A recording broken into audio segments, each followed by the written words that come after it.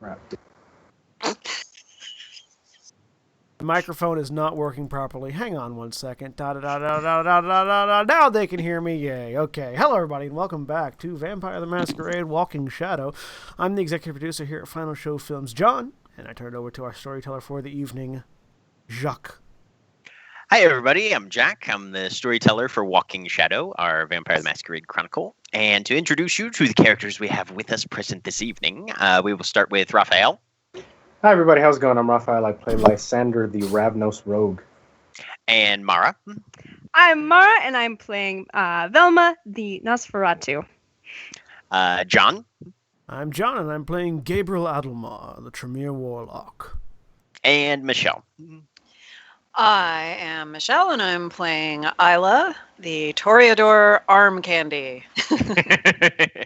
Unfortunately, Aaron, who plays our Malkavian, and William, who plays our other Toreador, who is not as much arm candy, I have alternate commitments this evening, so they will not be in attendance, unfortunately. But we will miss them, and hopefully they will be back to join us at a later date. But last time on Walking Shadow, the situation had become somewhat broadened. Isla had returned from her mysterious absence with reports that the Tremere were going to corrupt the area around Green Lake and use it to summon the threatening, possibly antediluvian, but definitely old and powerful individual known as Nisiku, for which the coterie has very little actual hard information. But in order to prepare for the events that are starting to threaten Seattle, Lysander had gone and, following some information from his subordinate Reinhardt, hired a quartet of mercenaries, more or less, who go by the Knuckle Draggers, and stationed them at the area around Green Lake to keep an eye on things and engage anything that they felt comfortable confronting. Given that these four mercenaries are just mortals, though, we'll see what happens to them. If they die, we don't have to pay them. That's true. Naomi had gotten from wherever she gets most of her information a name of a place to the south of the city, Western State Hospital, a name that also was separately garnered by Isla's experiences on the night of her mysterious disappearance. She had been fed blood from a unit from a blood bank with that same name on it. Gabriel felt that while the mercenaries kept eyes on the possible summoning location, following up on this would be advisable as well. So Isla, Alexander, and Naomi were left behind in the city of Seattle to hold down the fort and run communications as necessary, while Gabriel, Lysander, and Velma, along with certain small helpers that Velma has access to, went south. Velma is the worst type of Disney princess. And Or the best. Or the best, yes. Went south to look into Western State Hospital, a mental asylum and psychiatric ward. Those are two different things. Don't mix those up. Mostly. And they went to go investigate. Some initial scouting occurred, with Naomi actually accompanying them, unbeknownst to the trio, on the astral plane, traveling through the spirit world to the site of the psychiatric facility. The mice that Velma sent to scout came back reporting that there were similar beings to the trio somewhere inside the hospital in the upper floors. Breaking into the hospital actually occurred surprisingly without too much trouble. An errant air vent or two notwithstanding. It was a raccoon. Yes, it was a raccoon. Gabriel's going to take that with him to his grave. And the three managed to get inside and start looking around. Movement within the facility was surprisingly unimpeded, and they followed the scent of blood to where they believed these vampires were lodging, probably having freshly consumed their evening repast. However, upon opening the door, a very different scene greeted their eyes, which is where we begin our tale this evening. Because 6 dead bodies walk the nights of Seattle in this tale, but 6 more have just been found. There's a faintly metallic scent of congealed blood that permeates the room as your eyes meet the haphazardly strewn corpses where they lie. And telltale evidence of the now familiar puncture wounds are plainly apparent under the fluorescent lights. I immediately pull out my phone and start taking pictures. I'm gonna do Okay. the same. Yeah, Lysander's Alright. gonna do the same. Under his breath, he's gonna say, "Son of a bitch." And I send one of those pictures, the picture with all 6 of them in it, to Jimmy's number with the message, "They were here." All right. This is the same. This is the same as everyone else was found. All the other people. Yes. 2 dead bodies on the 2nd floor, 3 dead bodies on the 3rd floor, 4 on the 4th, 5 on the 5th, and now 6 on. Am I correct in presuming this is the 6th floor? This is indeed 6th floor. 6 on There- the 6th. There were 8 floors on this building, right? Yes. Yes, there were. Yes. Okay. We got 2 extra floors. And Lysander, as you pull out your phone and begin taking photos, you do find that you have received a text. It'll be showing up in your journal in Roll20. Okay. And I'm going to look over and see if there's anything unique or special about these, or were they all just patients here, or were they just random people off the street? Give me a perception and investigation roll, difficulty 7. Let me pull up my character sheet. Perception investigation, you said? Yes. Difficulty what? 7. All specs reduce? Yes. I'm gonna ask my mice if this was the room where they smelled the people. Just- It was here, or if it was somewhere else. The mice say yes. They smell just like you. No, they were in this room. They were here on this floor. They weren't below. They weren't the things This that is smelled them. like us. These are Ah. the things that smell like you. 2 successes. 2 successes. Most of the corpses are wearing the same sort of clothing or garments that you'd expect a patient to wear. One of them is wearing orderly scrubs, and they don't seem to have any indication of being brought in from the exterior recently. They seem to be individuals that have been here for a little while. How? With 2 successes. Oh, sorry. Go ahead, Mara. I was just wondering how long ago they died. That would be my next question. Okay. Give me a wits and medicine, difficulty 8. Okay. If I can scroll down on my character sheet at all, or if it's going to be annoying. It's going to be annoying today. All right. Nope. That was not. Sorry, my character sheet's loading weird. What was it? Wits and Medicine. medicine. And difficulty 8. 8. Okay.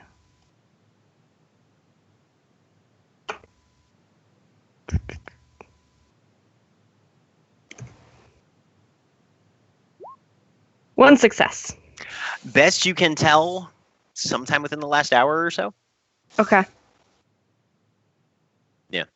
But that's about as close as you can pinpoint it. You don't really have any tools or materials that you Yep. need to make a more accurate designation on that. Now is not the time for an autopsy. No, not so much.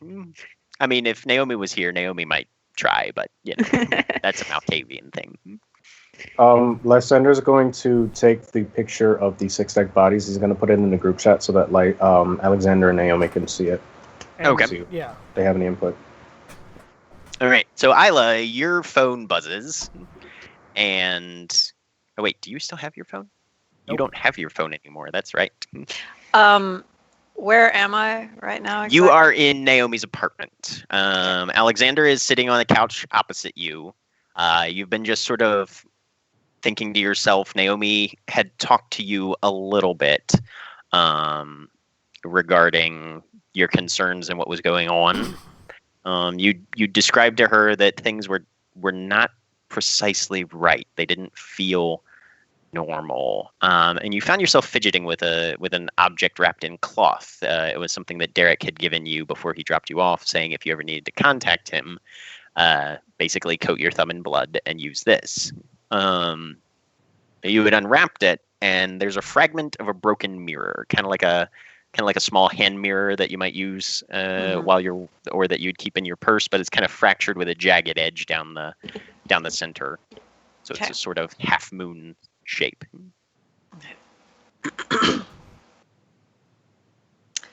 So since I don't have my phone, then I do not receive.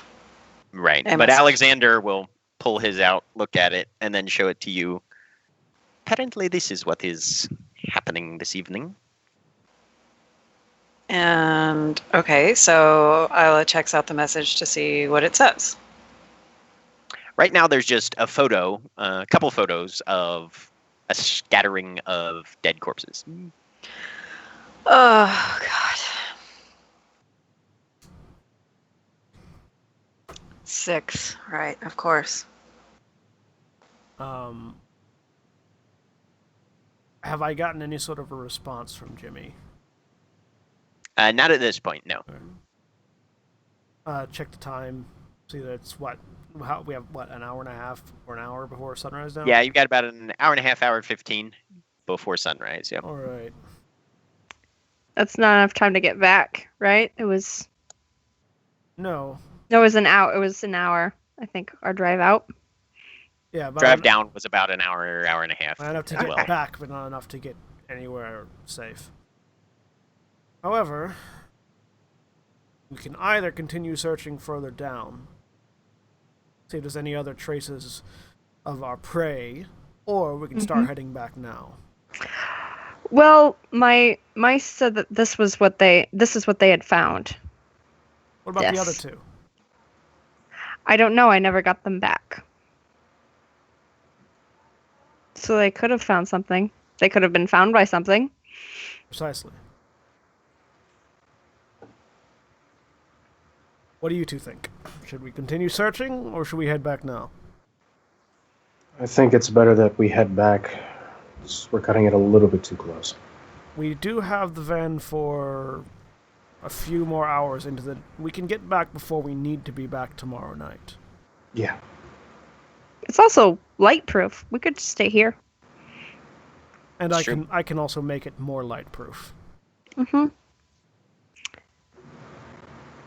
The question is if there's an antediluvian, in this building, are we three gonna be able to deal with that? Probably not. If it helps no. at all, No. if it helps at all, Isla steals borrows Alexander's phone and texts to them, "Please come back soon."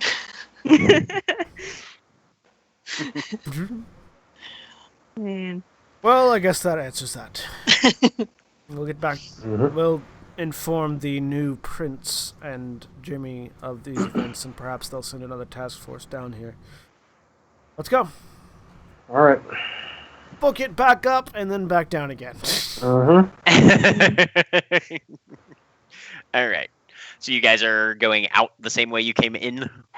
Yep. Okay. My question is, why out here? I don't know. I'm just still thinking about why out here. Are they? All the other ones have been in Seattle, right? And they Yes. haven't been radiating out from any place. So why out here? There I hasn't, feel like at there this hasn't point, been a particular pattern. exactly. I feel like at So this the point, The they're next just one trying might to- be who knows where. Yes, if Exactly. there is a next one. As long as they get the blood, they'll be fine. I don't care Alright. how they get it, where they get it. As long as they get the blood, and apparently in this pattern, then they'll be fine. Mm, We just need Okay. to stop it. Okay. back we go. And as you turn to leave, you notice something written on the back of the door in black Sharpie. Ooh. What does it say? Putting the text in the chat, it says, "For the memory of the bright eyes, in seeking the 1001 talents." Do I have any idea what that means? Make a intelligence and occult roll. Difficulty 8.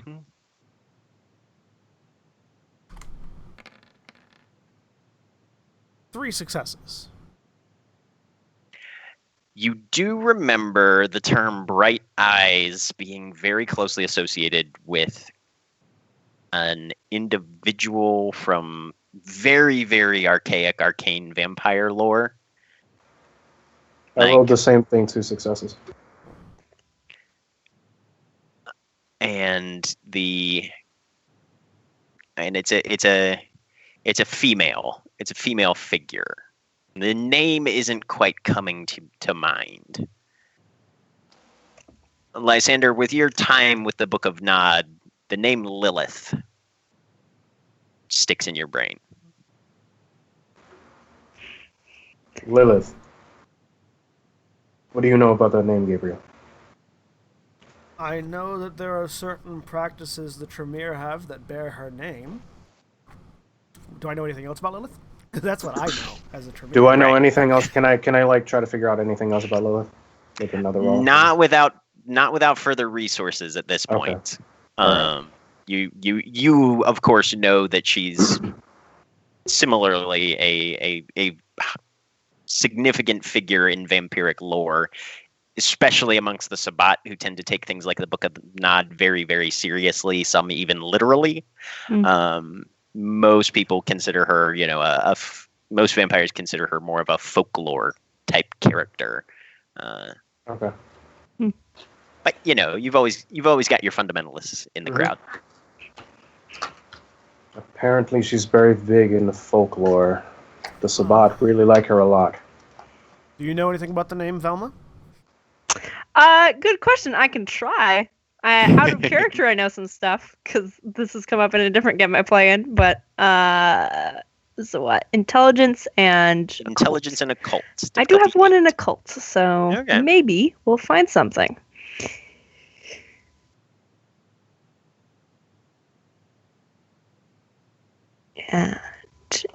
Difficulty 8. Yes. Nope. Botch.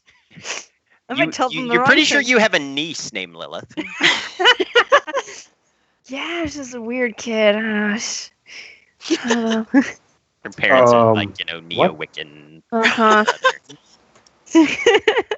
Right. We'll look. Or this maybe up it was when we Lily. get back. Maybe it was Lily. That makes more sense, actually. Come to think of it. Yeah. I don't know. I go into a reverie. Apparently. Let's leave. Yeah, we should do that. Actually, Lysander's going to take a quick picture, and he's going to send it to the group as well. Yeah. See if anybody else knows about it. I'll take a picture of it as well as we leave. All right. So Isla can roll now to see if those words mean anything to her. Intelligence and occult, difficulty As 8. we book it. Yep, you guys are booking it. Give me a dexterity and stealth roll, difficulty 6 for everybody leaving the hospital. Okay. Intelligence and occult. What was the difficulty again? Dexterity. Sheet's still broken, so 4. 2 successes for Lysander and Gabriel. Cool. What? Difficulty 6. Okay. I hope I did this right. 4. Looks like One you did. success. Okay. And Velma is a shadow. Wait, 2 3 successes. Did I do that right? Is it still?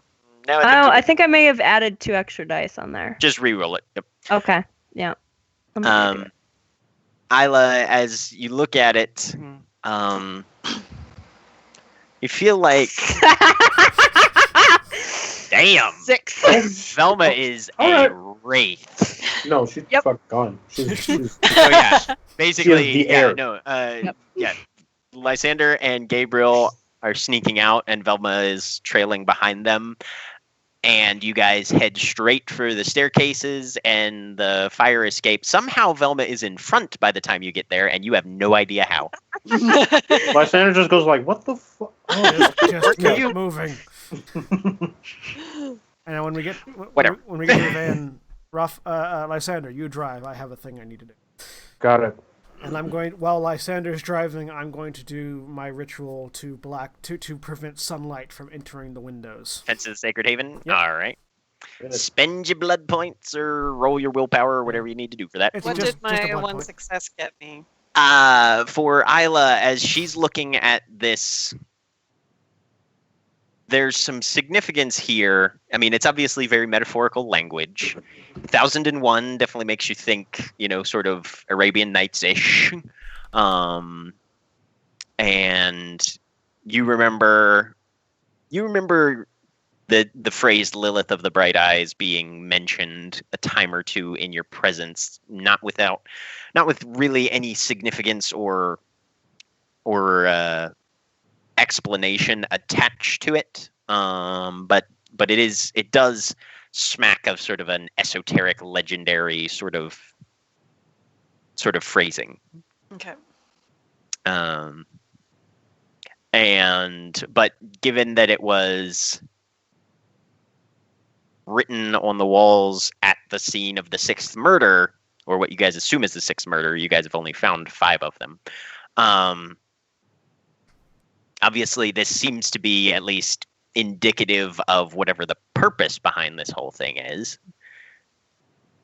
So maybe there's some level of connection or clue to be garnered if you guys can interpret what's actually trying to be stated here. That might give you a little more information for the motivation behind this entire ordeal. We've been seeing messages left at most of the crime scenes, haven't we? I think this is your third. Third? So technically most, yes. Do we have I don't know I don't know if I wrote them down or not, but do we have all 3 messages somewhere? We should. I think Naomi wrote them all down, but I'm pretty sure Naomi has been keeping track of them. With my eidetic memory, can I remember them? Yeah, probably. Let me see. It was either 2 or 3 of them. I know that the first one, what was found, also written on the back of the door. Scrolling up through my information, was "Dwell not in the light." Dwell not in the light. The second one was "Through the Bloody Gates of Heaven," if I'm not mistaken. Yep. Mm-hmm. And then this is the third one. And this is the third one. Yep. It was "Through the Bloody Gates of Heaven," or "The Bloody Gates of Heaven," or "Throw open the Bloody Gates of Heaven"? Through the Bloody Gates of Heaven. Okay, and after we're a little ways away while I'm conducting because it takes me an hour to conduct the ritual, so we should theoretically be back in Seattle before it's done. Mm-hmm. But just in case we get stalled or something, we'll have that protection. Once we're on the road, I'll go ahead and indicate for Lysander to drop his illusion so that we don't get run off the road by the watchdogs of the Camarilla. Got it. As soon as we get on the highway towards Seattle, I drop permanency. Okay. Sounds good. Okay. Meanwhile, as you guys are driving, there is a knock at the apartment door. Alexander kind of jerks his head up and glances over at the door, but makes no move to answer it. Remind me whose apartment this is.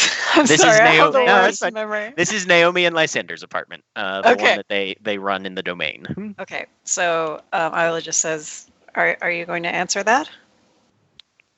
I do not think I will. What are we expecting, company? Toreadors.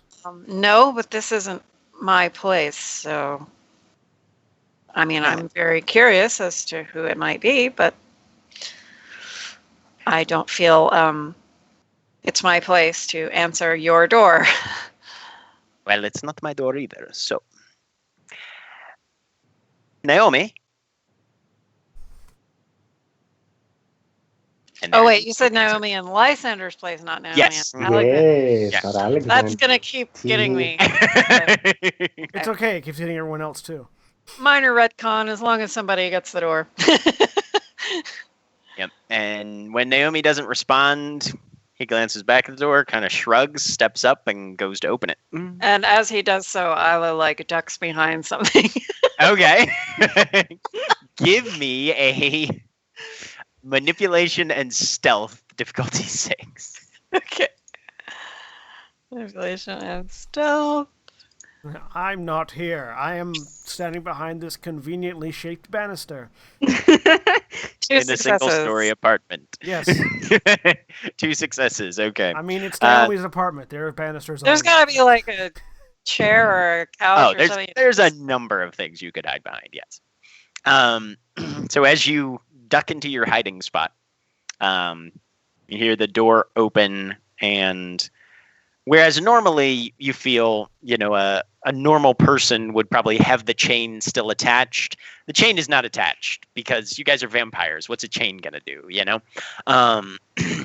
And so, but the door does just crack open a bit as Alexander looks out. Yes, what can I help you with? Well, if you say so. Yes, I will take it for him. And you hear something rustle, and then the door shuts. And Alexander walks past, kind of just dropping something onto a table, and comes and sits down, absentmindedly sort of pats his coat. Can I have my phone back? Yes. What was that, and who was that, and what did they give you? As she gives. It was one of the Nosferatu of the city, dropping off a gun for Lysander. Okay. She hands him back his phone. Much gratitude. And she just sort of eyes the gun like it's a live snake. Yep, it's a kind of a black poly cloth bag, about yay big, like you'd put a handgun in. Lysander, you really need to stop Carry. with the door-to-door service on your orders. Listen, we usually just bring stuff in boxes. I didn't know it was going to happen. And Alexander looks at his phone for a minute, sends off a text, puts it in his pocket. Well, it appears that Naomi has begun her rest for the day. I think I will follow suit. He goes over to the corner that he had sort of spent the night in previously and flips up the collar of his coat, kind of pulls it over slightly over his head. May I watch your phone in case they try to contact us? Give me a charisma and expression, difficulty 6. Okay. Charisma plus however much he likes me, which is apparently not very much because 0 successes. 0 successes. Yep. He doesn't respond. He might already be asleep. Okay, she heaves a dramatic sigh and just tries to get the phone off him anyway. All right. Give me a dexterity and larceny. I can't wait to see this. Oh, this is going to be funny. Dexterity, larceny, difficulty what? 6. 3 successes. Okay. So yeah, you're very observant of people and their behavior, whether dead or undead. So you know which pocket he usually puts his phone in. And from your already concealed location, you keep down, eyeball his probable estimated line of sight, sneak around the other way, and as delicately as you possibly can, try to slip a wrist into a pocket. Now, I need to roll something. It's going to be fun. Okay. I feel like Alexander wouldn't necessarily care. That's what we're going to find out.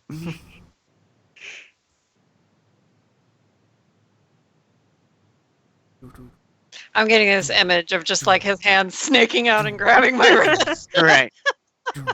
And your fingertips touch what feels like the outer edge of a cellular phone.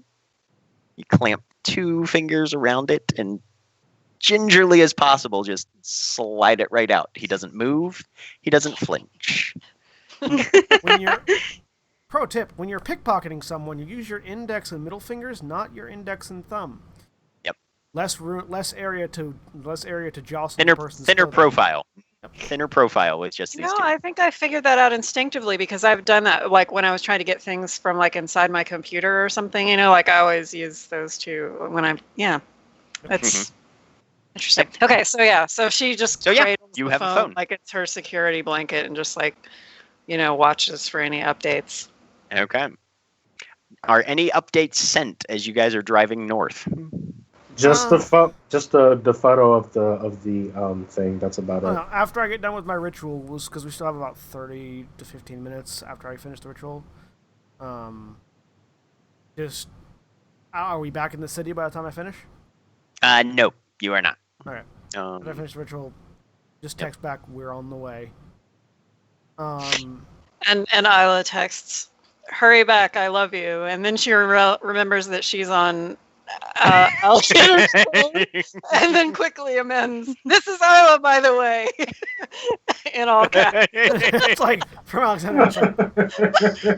He's gonna be like, what the fuck? Oh, okay.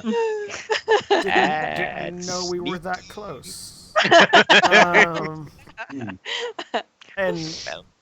And to Lysander, if it seems like we're not gonna get back to the city before the sunrise, just find a good parking spot at a rest stop or something that we can lock the doors and keep.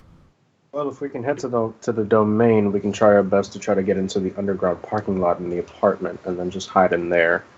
Maybe that will be the best idea. Well, we'll see. All right. Do you? I feel like I might be a slightly better driver. Do you want me to take over to see if we can get there quicker? Is the way to get into the back where it's all sealed up? Do you have to like get out of the car and go around back, or can you get through? No. Okay. You can get through. There's a access hatch in this area. Also, you people try and get as close as possible. I'm gonna go get safe. Well, it's still safe to get safe. I made certain no sunlight can breach the windows. All right. Now we're going to roll this a little bit back. So Okay. These are conversations that are being had while the ritual is being cast. So. Mm-hmm. Yeah. And you guys are about 5 miles south of where you think the border of the area is. Mm-hmm. And all of a sudden, you can't see out of the window or the windshield or anything anymore. You are locked inside a black tomb. There is no ambient light except what is emanating from the instrument panel inside, and you have lost view of the road, Lysander. Is that you? Oh, I haven't finished yet. No, you just did. Oh, I just did. Oh. Yeah. Is that what? Is Sorry, that what you? Is that what it looks like? It doesn't Is imply it supposed to do that? As I'm reading the text, it definitely implies that from a physics perspective. It definitely right. Yeah, sunlight can't get in anymore, and that's what most of your exterior light currently is at this point. Yeah. You should yeah. definitely park now, Lysander. Yeah, let's do You that. are on the middle of the interstate. Park where you like. Oh, God. I'll roll down a window. That is hilarious. Nothing. It doesn't change anything. He rolls down a window. It changes Oh, nothing. does it? So- Oh, shit, that's awesome, actually. Well, Can you Light put your head yes, up? the sunlight reflects off windows or magically fails to pass through doors or other portals. Can Nice. you all put right. your head I'm out? gonna pull off the side and just throw on Stick the your head emergencies. outside.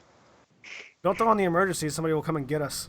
Oh yeah. No, I'm just gonna. Yeah, okay. So I'll just pull up to If the you side. stick your head outside, can you see? Stick my head outside. Give me a. Uh-oh. Not sunlight yet. It just happened. I know. That's why. Give me a perception and alertness, difficulty 6, Okay. reduced as needed. You're going to take your head off. Yeah, the I'm car's just gonna gonna pass by. wham. And that Yeah, was the actually, yeah. end. Which window are you sticking your head out? I assume the passenger. Yeah. Yeah. Mhm. What was the difficulty? Thanks. 6. I've waited for this moment for so 0 successes.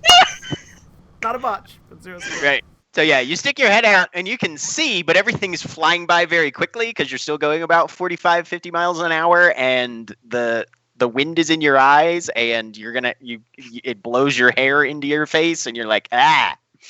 Pull my head back in. I'm gonna brace for impact now. I reach over and smudge the blood so the ritual is broken.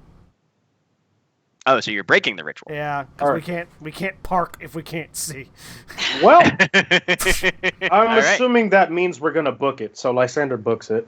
All right. So at this point, there's a slight sound almost in the back of your mind of like a fracturing glass or a piece of shattering ice, and the light, what little there was, and what's cast from the headlights is back, and you can see where you're going again. That eastern horizon though is getting distressingly pale. I'm gonna go there- in back. Is there any sort of like rest stop visible nearby? Give me a perception and investigation, difficulty 7. I'm Reduced as needed. gonna do the same. What was the difficulty? It was 7. 7. Yep.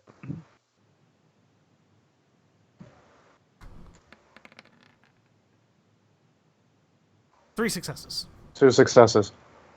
You guys do see signs for a park and ride at an exit that is about a mile ahead of you. All right, Lysander's gonna book it. Yep. All right. Give me a dexterity. Lysander, give me a dexterity and drive. Difficulty 6. I hope you put that point in drive. I did. Hey! Works.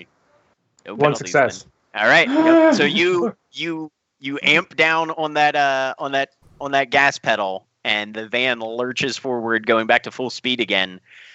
And you're casting very worried eyes out towards the right-hand side, just waiting for that first beam of sunlight to break the horizon, because that will be fucking-matic if that gets there before you get where you're going.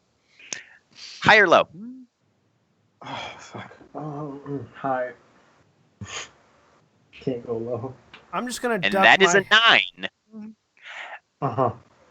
So with probably, as your best estimate, maybe a minute to spare, you angle off to the right-hand side, down the off-ramp, whip the wheel even further as you get to the crossroad, squeal tires and spray a little bit of gravel around with this right-hand turn, and whip into this park and ride parking lot.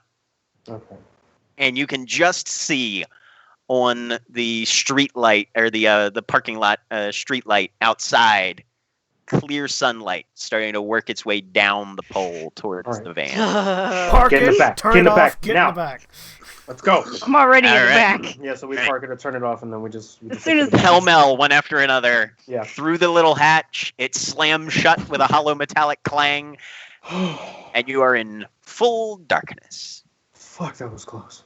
It's pretty fucking awesome, though. Yeah, no, that was pretty exciting. Yeah. Stupid. I'm a thrill seeker. It's what I do. Yeah. Yep. So imagine getting your car back, but with sun. This is how it happened. I'm going to sleep now. Good night. Yes, there is enough room. It's a little cozy, but there's enough room for all three of you to find a decent place to lay down back here. Mhm. And you feel like you've got at least a moderately secure place to bed for the daylight hours. Someone opens the back door to see if we're okay, and we all just die. I know. Just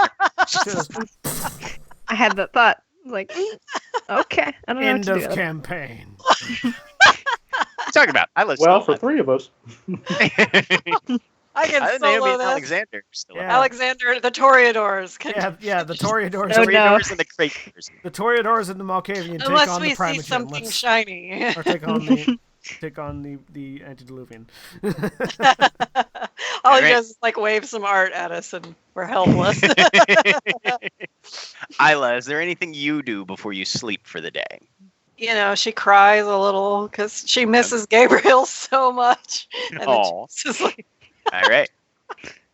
The blackout curtains had been pulled, and so Naomi's apartment is fairly secure. Nobody disturbs the vehicle.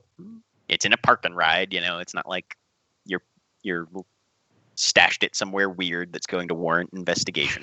Parked on the side of the road with their headlights. Right. Uh-huh. And I mean, like, it looks like the worst sort of hippie band vehicle from the late '80s. nobody So, wants you to know what's going on in there. yeah, no, it's almost too normal for the Pacific Northwest. So yeah, everything seems to pass fairly quietly. Gabriel probably around 9 p.m. or so, your eyes blink open, pitch dark. You can't see your hand in front of your face. Reach into my pocket, pull out my phone. Mm-hmm. Yep. Turn it on. You're right where you were left. The light shines on Velma, and I realize where I'm at. Oh, fuck!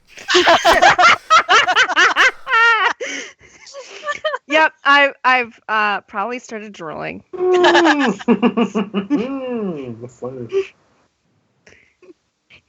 I look back to the phone and see if I have any messages.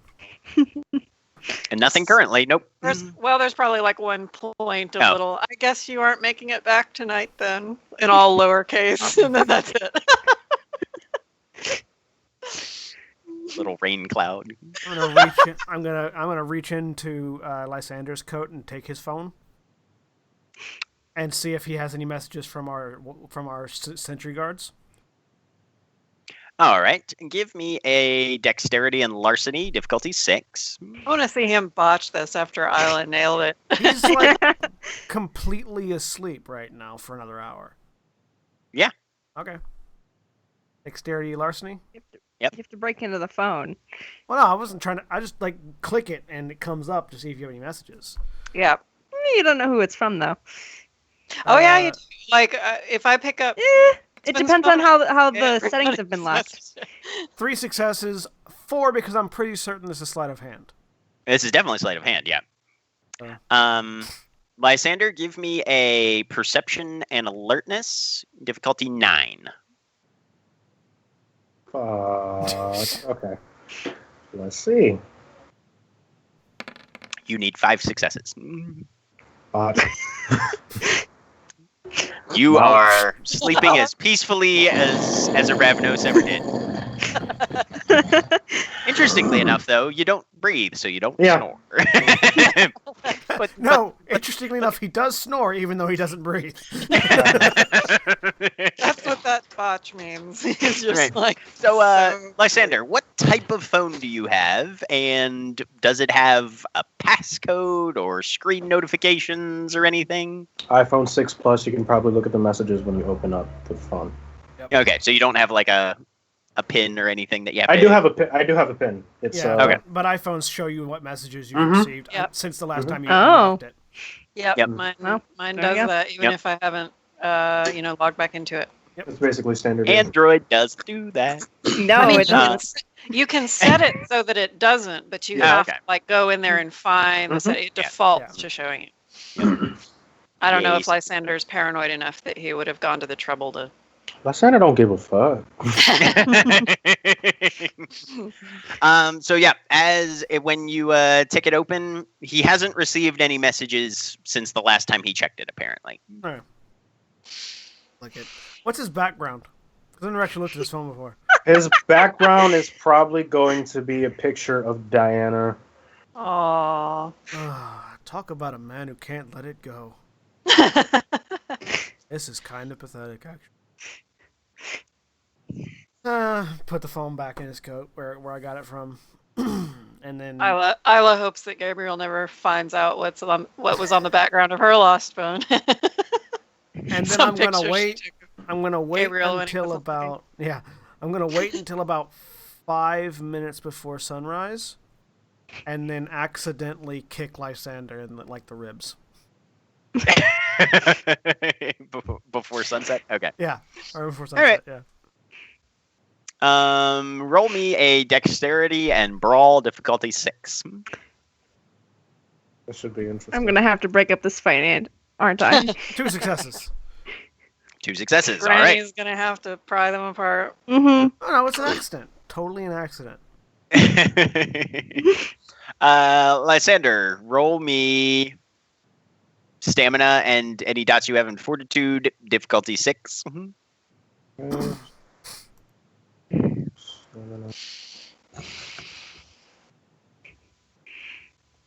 Tree. Yeah, some of the character sheets are still fucked up. 6. 1 success. So yeah, you feel an impact in your ribs. You don't take any damage, nothing hurts, but somebody definitely You wouldn't say bumped into you. You'd say towed you with some vigor. Okay.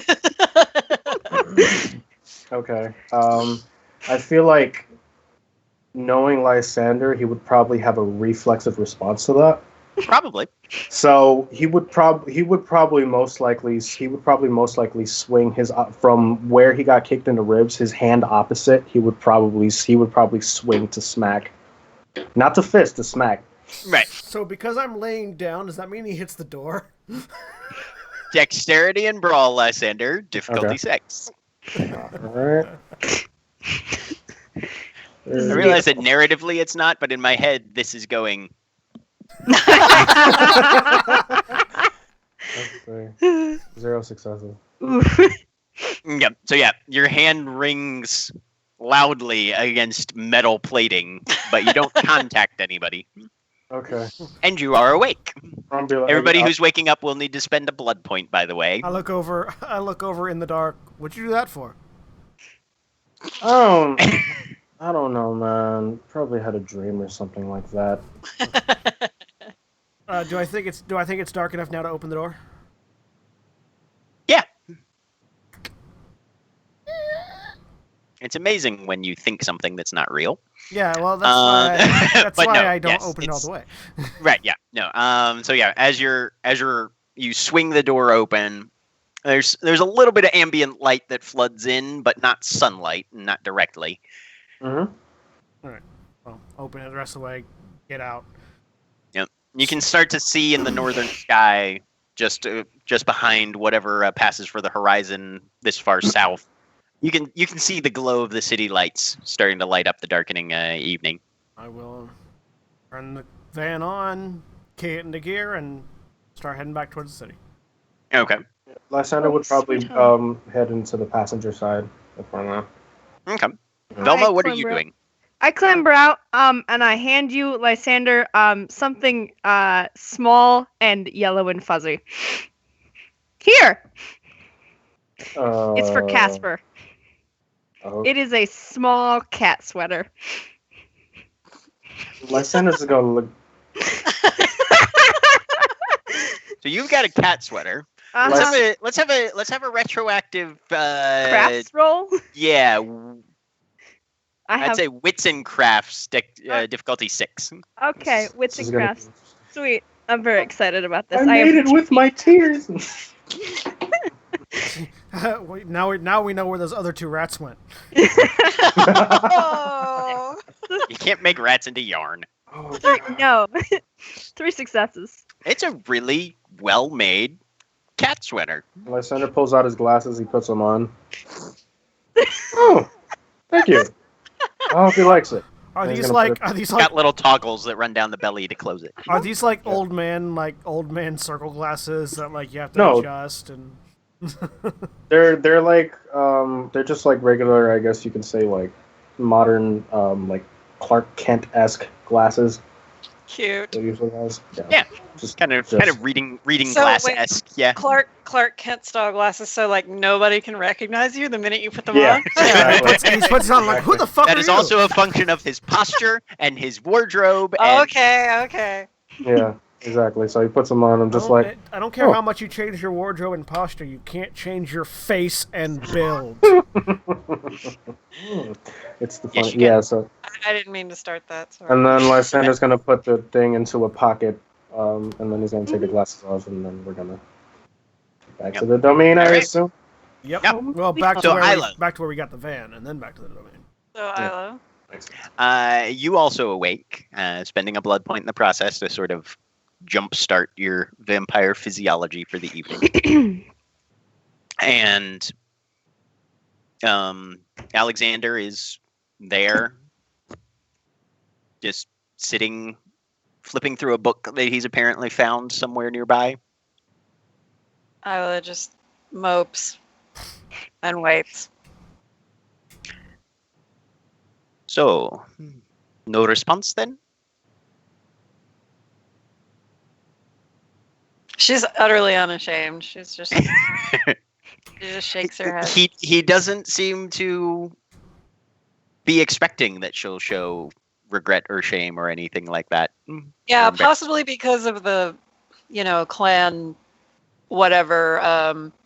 She definitely gives a vibe like she sees him as like a brother in the sense of like I can just steal your shit and like whether you like it or not, and you can just steal. I get away with it.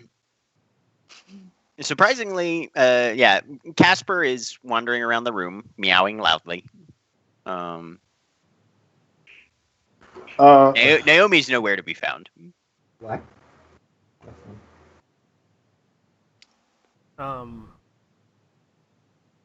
Yeah, we're heading back to the place where I picked up the van, Okay. back in my car, and then heading back up. I'd probably check my phone at some point. If you get about half an hour to get all that done.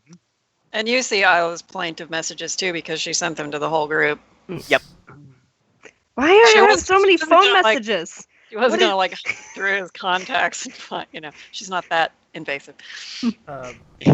Because one of our members is mute, and it's the easiest way for her to communicate to everyone else. I'm not used to getting this many phone messages. It's very... Well, you're going to use up all my data.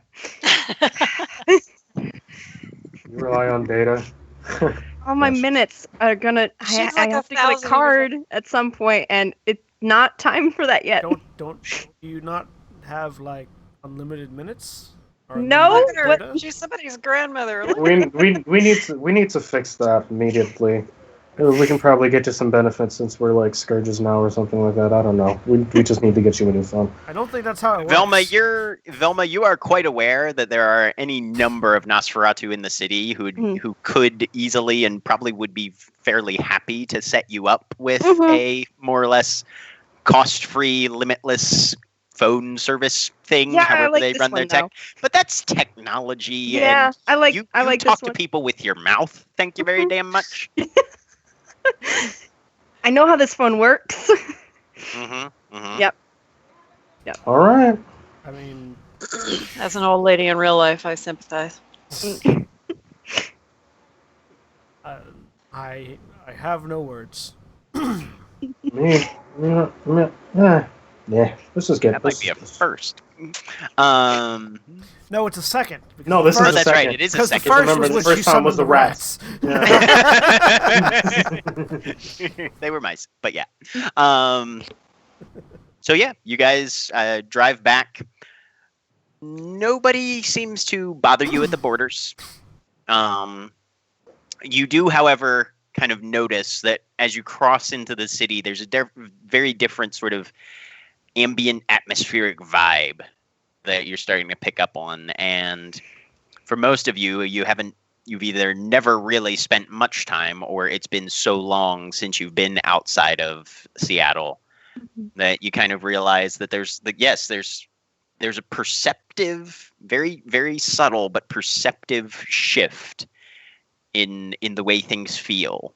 Like there's a part of your psyche that instinctively knows you're moving into a different environment, almost a different ecosystem. Does it feel bad, or just feel like home? Because a little bit of both. Okay. And you recognize it as, yes, this has always been there when I'm inside the city. But having left and now coming back, I'm suddenly noticing it. Mm-hmm. It's kind of like if you always wear a wristwatch and then you take it off. Oh, it's horrible. And when you put it back on for like 30 seconds, you feel you're wearing a watch again, and then it goes back to normal of, yeah, I always wear this, Yeah. This feels strange. Okay. That's what happens when you live in a city full of vampires. Yeah, pretty fun, ain't it? Home sweet home. Is anybody like waiting for us when we park the van? No, Okay. not that you can tell. Give me a perception and alertness, difficulty 8. I'm gonna do the same thing. Cool. I'm not. Reduced as needed. Batch. You mostly notice that somebody has looped a shopping bag, like a Walmart bag, around one of Gabriel's side view mirrors. 3 successes. The 3 successes. You definitely notice the leftover grocery shopping bag that's been looped around your side view mirror. Don't notice anything else? Nope, not particularly. I go look in the grocery bag. It's empty. Somebody just apparently was walking by and hung it there. You should save those. You can reuse those. Crumple it up, viciously throw it to the ground. And I wait for the bicycle cop to come get me for littering. So you attempt to viciously throw it to the ground after you've wadded it up. It very dissatisfyingly sort of slowly falls and bounces twice because there's hardly any mass to it. Yep. Yeah. And then a gust of wind comes by and just sort of tumbles it into somebody's yard. And there's no bicycle cops. There's no meter maids. It's literally just a street. Good. After dark. Wouldn't that be the worst day? To be the bicycle cop that approaches a vampire for littering? Especially an angry one. But yeah, there's your car. Click. And yep. Get in. Wait, did we come in separate cars, or did we both come in Gabriel's, or did we all come in Gabriel's car? I think all 3 of you came in Gabriel's car. Yeah. I had to come in some car because I wasn't driving. Yeah, we all came in mine. Yep. And are you headed back to the domain or where? Yep, heading back to the domain. Okay. And as I do that, I'm going to call up Jimmy. I take my using mice the with car me. phone. Okay, So good. you don't mind in your car. No, I mean they came in the car already, so. All right. Yep. Yep, it'll ring, and Simon will answer. What do we got? Found 6 more bodies. Same pattern. 6 corpses, 6th floor, all conspicuously drained of blood. Yay. Well, at least it wasn't a wild goose chase. No, we're back. Per se. We're back in the city now. But. Good. You need to meet up with Jimmy? Yes, if he could meet us. Tonight's one of those nights where you got to meet him. All right, where do we need to go? He's downtown, I think. Elysium? No, they're not running that tonight. Cunningham's trying to just get everything reorganized and stuff. I think he's on a date. Wait, hold on. Is the car phone on speaker? Can we all hear it? Yeah, it's on speaker. I'll just be like, a date? Who's the lucky person? Getting frisky, huh? Yeah, I don't ask those sorts of questions. I don't want to know. Sure, yeah, no, I'll text him and see if he can make time for you. Wait, hold on. Question before this conversation ends to the storyteller. Does Lysander know about the date between him and what's it called? Serenity? No. Yeah. I don't know. I don't think so. Nobody but I know that. I was gonna say I think Okay. Gabriel is the only one. Isla might have heard something, but I'm pretty sure Okay. Gabriel was the only one that actually knew what was going down and when. Got it. Dang it. Okay. Well, we'll await word. Sounds good. Hang We out. could go before. Well, we still have the car. I mean, I could carry them back myself, but it's easier to have someone with a car. I have some blood to pick up Sure.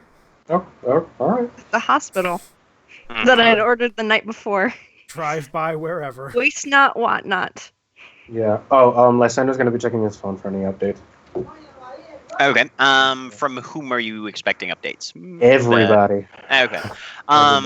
You've gotten one from the Knuckle Draggers saying everything's quiet at the park.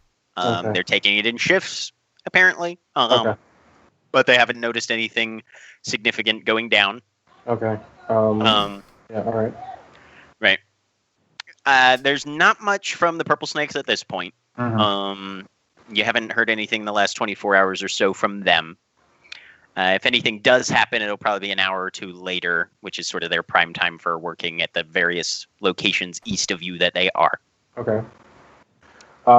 Then Lysander is actually going to go into the deep realms of his contacts and he's going to search up for Diana's last known number, which is kept saved all this time.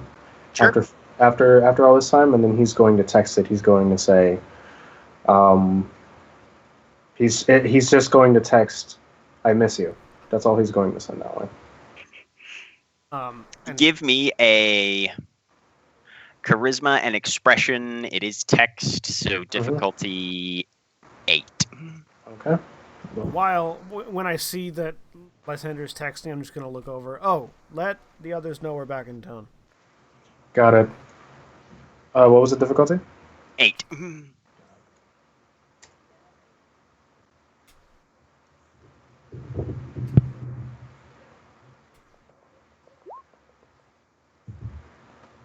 One success. Okay. After about 5 minutes, you do feel your phone vibrate, and there is a response back. Okay. New phone, who dis? Aww. Harsh beats. These beats, they're very harsh. Yeah. Lysander's going to text the group and saying, "We're on our way back, just needed to pick up some... We're going to go pick up something from the hospital." Getting some takeout. Yeah, getting some takeout from the hospital. We should be coming back shortly. And then Lysander's just going to sit there pensively, just not say anything. Mm-hmm. So you drive south to the hospital that Velma gives you directions to. Uh-huh. Where are you going to direct them to pull up, Velma? Is there like a drive-through? Is the Harborview Med Center? I was told to talk to Eduardo. On the way over, I'd probably call my contact to get like more specific. We're coming to pick it up right now. Basically, that's what I'd say. Right. Yes. I'll have him meet you near the loading docks. There's a few secluded spots back there. So just park somewhere subtle, and you'll see him come out. Sounds good. Thanks. And I'm gonna be sending some people to pick me up. My arms aren't what they used to. I can't carry everything. Sure. All right. And then I hang up. Okay. And I tell you all as we're going, you're gonna have to go out and get that for me. Will do. All right. I'm intentionally not looking in my rearview mirror as well whenever I talk to Velma. So you pull up to Harborview, directed around the back, and you follow a couple signs, deliveries only, that sort of thing, and pull off towards sort of one side of a turnaround loading area. And anybody who's watching, give me a perception and alertness difficulty 6. Reduced as needed. And I am trying to park in a subtle location. Okay, give me a dexterity drive manipulation drive, difficulty 6 as well. 2 successes. What was perception? 1 success on the perception. Perception and alertness? Perception and alertness, difficulty 6. 2 successes on the drive. Okay, so yeah, you back it in under a less lit area where a sporty-looking concept car is hopefully going to attract as little attention as possible. And Velma, as you're watching, you see a man, probably late 40s, wearing scrubs, short-cut hair, a little bit of a goatee, come out. He's got a backpack slung over one shoulder and is kind of steps down, hops off the loading dock, and starts sort of walking towards the dumpsters, kind of glancing one side to another. That's Eduardo, and I'm going to sink down in the seats. Look over at Lysander and hold up my hands like this. Jesus. Okay. Shoot. Okay. Well, guess I'm going then. Okay, and then I go, and then I, as unseemingly as possible, try to get my way over there and back. Okay. Give me a dexterity and stealth difficulty 6. All good decisions are solved with rock, paper, scissors. True. The old Tremere rituals of the Rochambeau. Although typically when we do it, people end up, boiling in their own blood afterwards. But 4 successes, 5 if it's not anything. 4 successes. Okay. So you just drift like a shadow right up behind this guy. Reach out, tap him on the shoulder. He visibly jumps. Sorry, sort of jerks away. Sorry, didn't mean to spook you here. I'm picking something up for Velma. Yeah, okay, yeah, I got you right here, man. Keep the backpack. We're good. Thank you. And then I'll head back. He just watches you go, wide-eyed. And Gabriel, as you're watching this exchange take place, you see him sort of, after Lysander gets about 20 steps away or so, sort of sag a little bit, lean against the dumpster slightly like he's trying to catch his breath, and then turn and fairly quickly scurry back inside. Did I smell any urine from this distance? You did not. Okay. No. But yeah, bag feels like it weighs a good 20, 25 pounds-ish or so. Mm-hmm. Okay. When he gets back in the car, I'll just go, I do believe you startled that young man. It was a little spook. It happens. Click, click. What can you do? Hey! I take the backpack. Yeah, I take the bag over the Velma. Yep. And I start driving. Weird question. Does blood, would this last a while? Or is this something that I need to drink now to get... It would definitely need to... It would definitely need to be preserved if it's going to actually last for any period of time. Would an apartment fridge work? It would help. The freezer would be better. Mm-hmm. Do you have freezer space for all this? We Or should. shove it at you? I have no idea. Ask him. We should, unless Naomi has, I don't know, caught something and put it in the freezer. And I call Serenity. Okay. She'll answer. What's going on? Just checking in on the sale. Done and done. Ready when you are. And the house purchase? Should be closing within a day or two. All right. Well, we'll continue to move on that front then. Do you need me to Sounds sign good. anything? Yeah, there are some papers that would be good if we could get your signature on. I've got movers arranged. So as soon as things close, we can start shifting personal effects over. And yeah. Right. Other than that, we're starting fresh at the new location. Good. I'll swing by later tonight. Fantastic. Wake me up when you get here. Will do. And you guys arrive back at your domain with little to no interference or problems, which is a nice change. Always great. As they get out, I'm just going to say, I need to go sign some paperwork. Let them know I'll be right back. Got it. All right. So Lysander and Velma, you guys have a backpack full of blood and the clothes on your back. Are you heading up to the apartment or where? I'm heading up the apartment. I release the mice. Okay. I say, thanks. Go free. And I'm gonna pop open one of the, before I go in, I'm gonna pop up one of those things. Okay. And give them some, and then drink the rest. All right.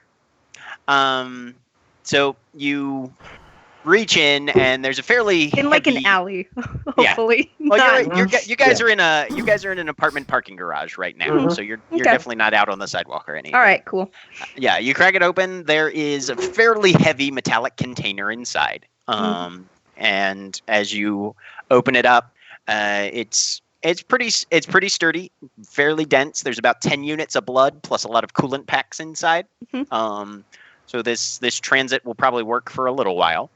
Okay. And as you pull it out, yep, this is a pack. This is a unit of human blood. All right. Yep. I pour some on the ground for them, and then I drink the rest. They go over. They sniff it. They don't drink it though. Picky eaters. Well, you are aware that generally a ghouled animal only drinks vampire blood, not human blood. All right, fine. Drink Oh. Give them something. Drink some. Yeah. I'd probably still do it anyway. All right, and I drink it. Okay. All right. So you can add a blood point. All right, For cool. the unit that you drank. Sweet. Up to 6. And you have 7 left.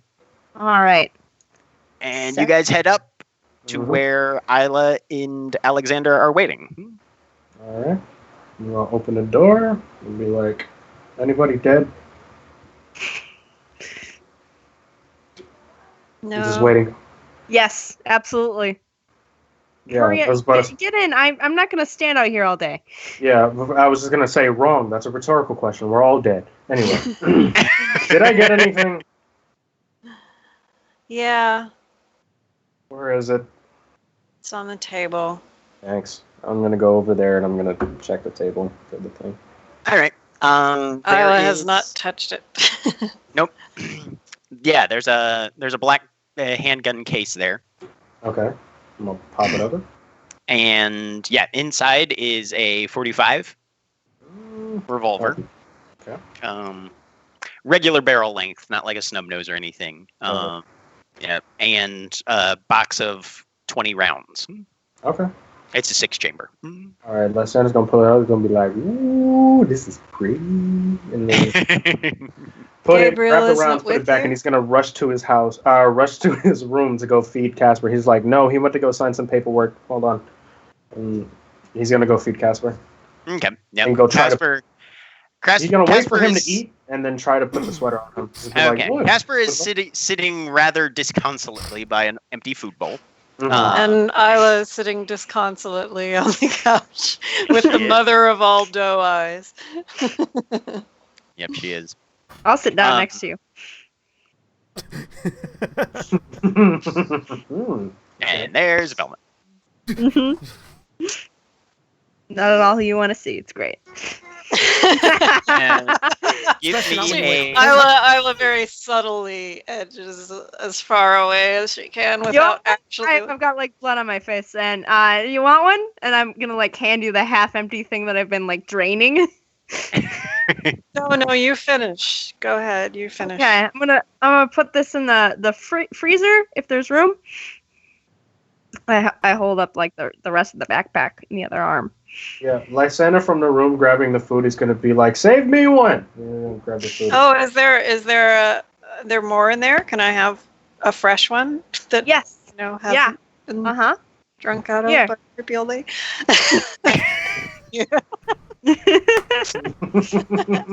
Love it. I love it. Do you need help opening it?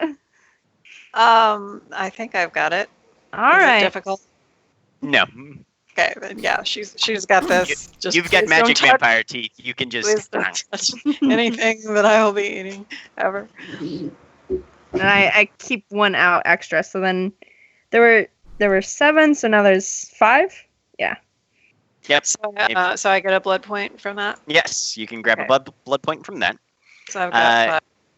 Lysander, give me dexterity and animal ken, difficulty 6. Ooh, this is gonna To not get clawed in the face. Yeah. You said difficulty 6? Difficulty 6. Surprise werewolf. 2 successes. Yeah, he's busy eating, and you manage to just kind of mess around with his feet and get him in the sleeves and whatnot. And yes, Casper is wearing a sweater now. Aww. He looks so great, dude. He looks like a bumblebee. Aww. With yellow and black, he looks like a bumblebee. Yeah. Just for everybody in the room, this is the happiest Lysander has ever been seen in his life ever. Especially after what he had to go through in the van.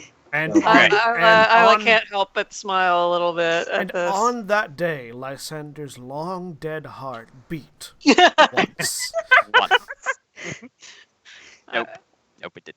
Despite her best efforts to be miserable, Isla can't help but just smile a tiny bit. Meanwhile, Gabriel, back to the workshop. Yep. Yep. What's the plan? First, I'm going to go get rid of the bucket o' body that I had been disintegrating since last night. Okay. As Yes, you do. there's a lovely little organic porridge in several large Tupperware bins. Slurry.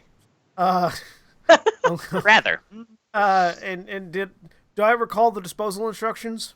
Which I should, but There weren't any. leave it for a second. Go wake up Serenity.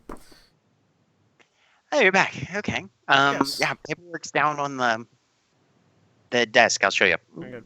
Also, how do you dispose of that human porridge I made? Storm drain? Okay. Go down. Sign paperwork. Yep. Yeah, there's 3 or 4 bits of, property transfer, licensure, tax things, nothing particularly weird or unusual, at least to your knowledge. This is her realm, not mine. Yep. All right. I'll get copies to who needs them. All right, and I will go dispose of the slurry. Remain cautious, but I think we're close to resolving the madness in the city. Potentially. Sure you are. Have confidence. Oh, I have confidence in your ability to handle the situation. I just don't have confidence in your ability to actually make this a not crazy city.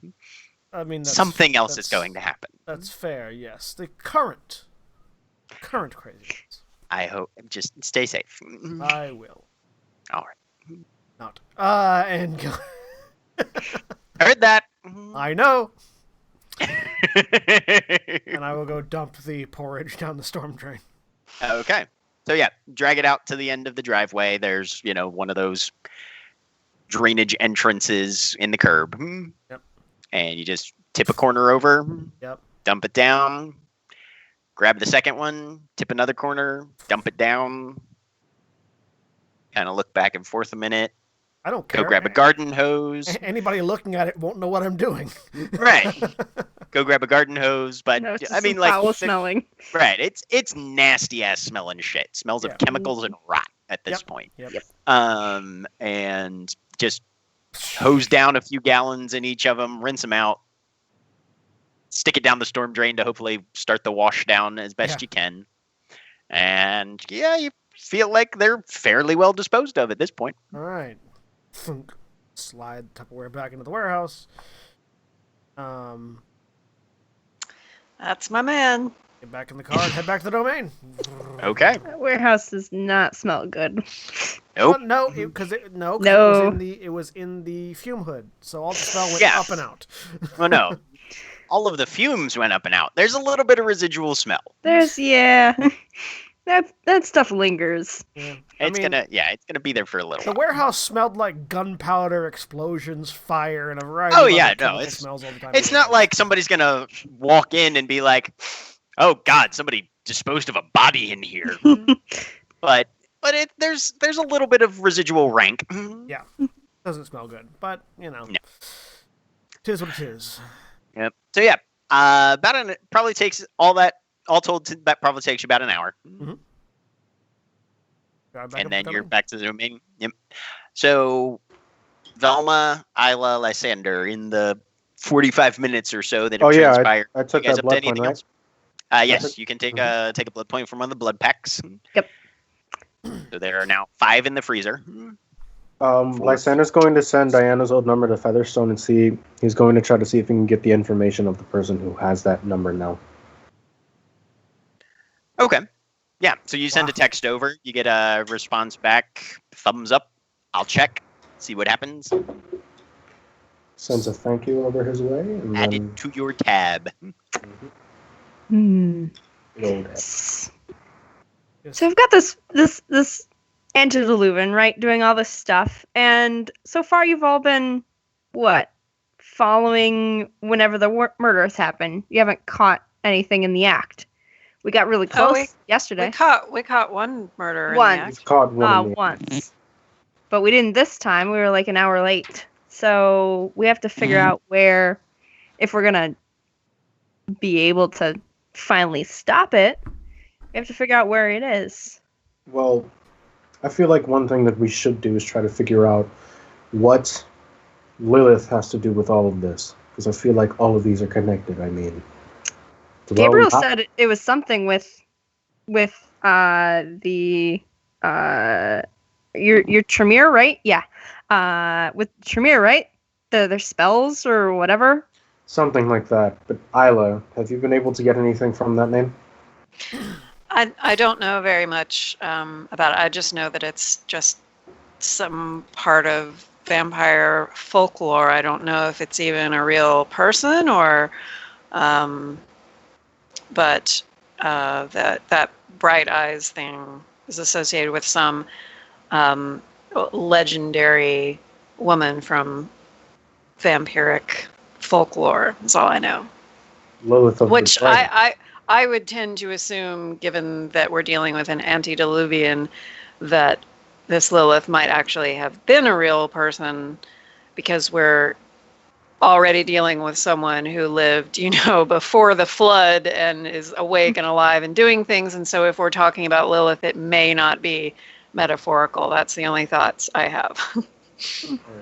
So Lysander's going to grab a pen and paper, and then he's going to write all the things that they've, all the messages that they found on the wall. So dwell not in the light, through the bloody gates of heaven, for the memory of the bright eyes, and seeking the 1,001 talents. Can I make a roll to see if Isla knows, just like the thing that I know about Lilith from kind of outside of vampire lore, just like a general academic kind of thing? Give me intelligence academics difficulty 6. Okay. Intelligence academics difficulty 6. 4 successes.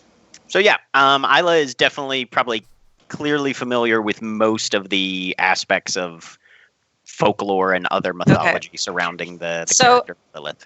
As far as vampiric folklore, I'm not as familiar with that, being relatively new to this lifestyle. But in my general academic studies as a human person, what I know about Lilith is that she was supposedly kind of a demon of the night, like a baby stealer, and that she was Adam's first wife. And from what I remember of the story, she was Adam's first wife, but then she was rejected for refusing to sleep with him, and then refusing to sleep under him, and then they made cast out. a more obedient version, and that was Eve, and so that's the human legend about Lilith, if that's helpful at all. It might be, if it connects to Cain anyway. There's something missing. I feel like this is something Naomi would probably help us. Where is she, by the way? She's not in a room? Nobody's looked. I'll go knock on the door. I haven't seen head nor tail of her, but I'm not really used to her behaving predictably. That's fair. Velma, you go knock on her door. Rap. No response. I'm coming in. I'm going to open the door. Okay. So you turn the knob, which is not locked, and you push the door open. And with what little residual light is coming in from the living area, you can see Naomi laid out on her bed, eyes closed, motionless. Can I tell what's going on with her? Like, is she... Give me I don't have any, like... and awareness roll. Okay. Difficulty 7. Okay.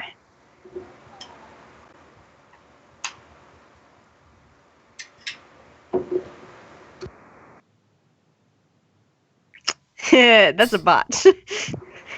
Yeah, I mean, she's obviously not conscious. She's definitely not waking as normal. She's very, very still. You'd almost say she was in torpor or something similar. But yeah, she's not waking up. And Everything- I don't have any special insights with just because I have medicine and I do have occult. I have 1 point in occult, so I don't know if that adds anything, like as far as just my general. Not particularly. Okay. No, you're just I mean, if you were saying, trying to do a diagnostician's sort of evaluation of the whole scenario. Do an autopsy. Yeah, she's right.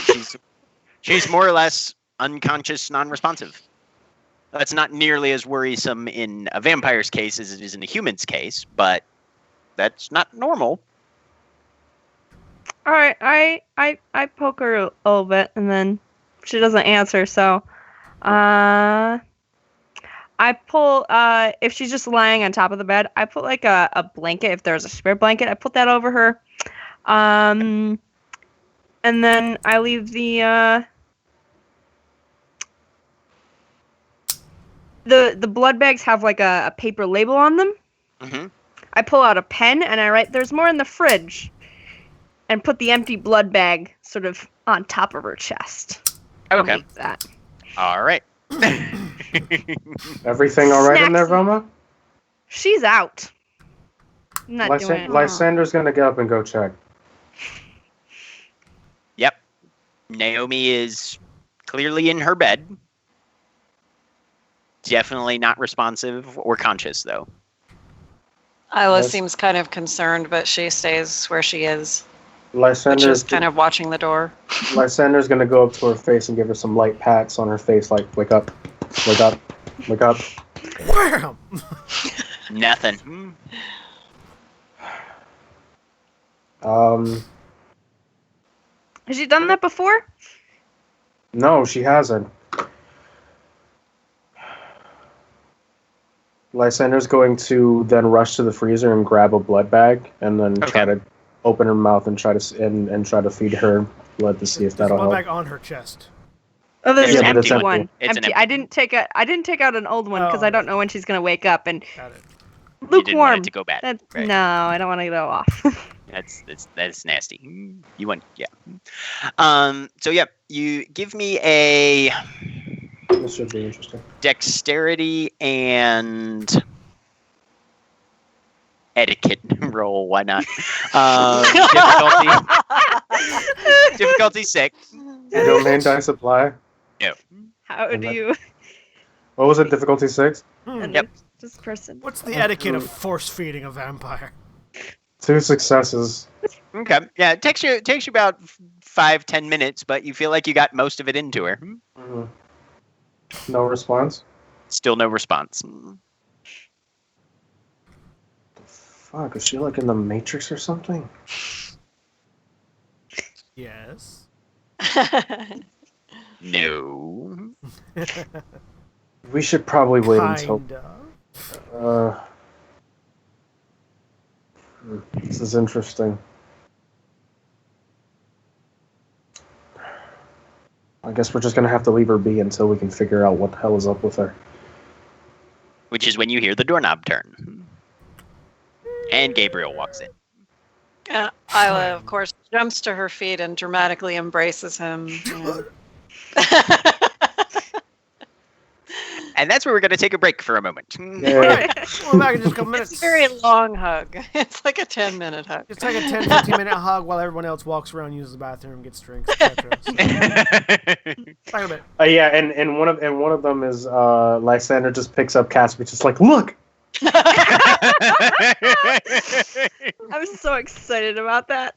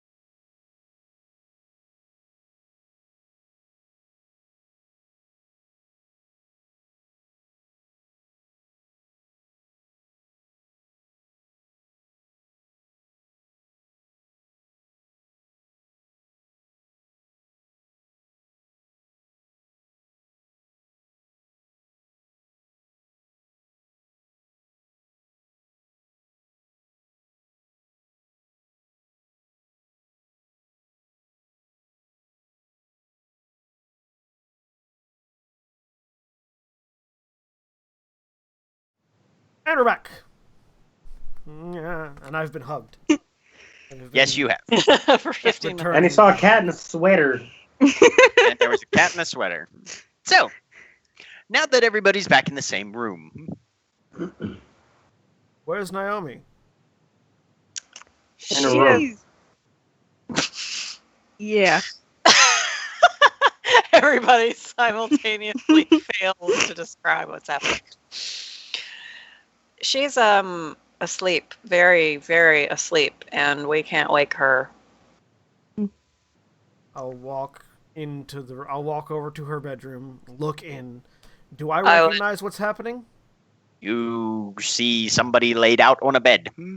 Do I know why someone would be, like, aside from sleep, because we don't need it and the sun's down, why a vampire with Naomi's set of skills would be asleep? Actually, I think Naomi has said that she could become a ghost. Not while you were around.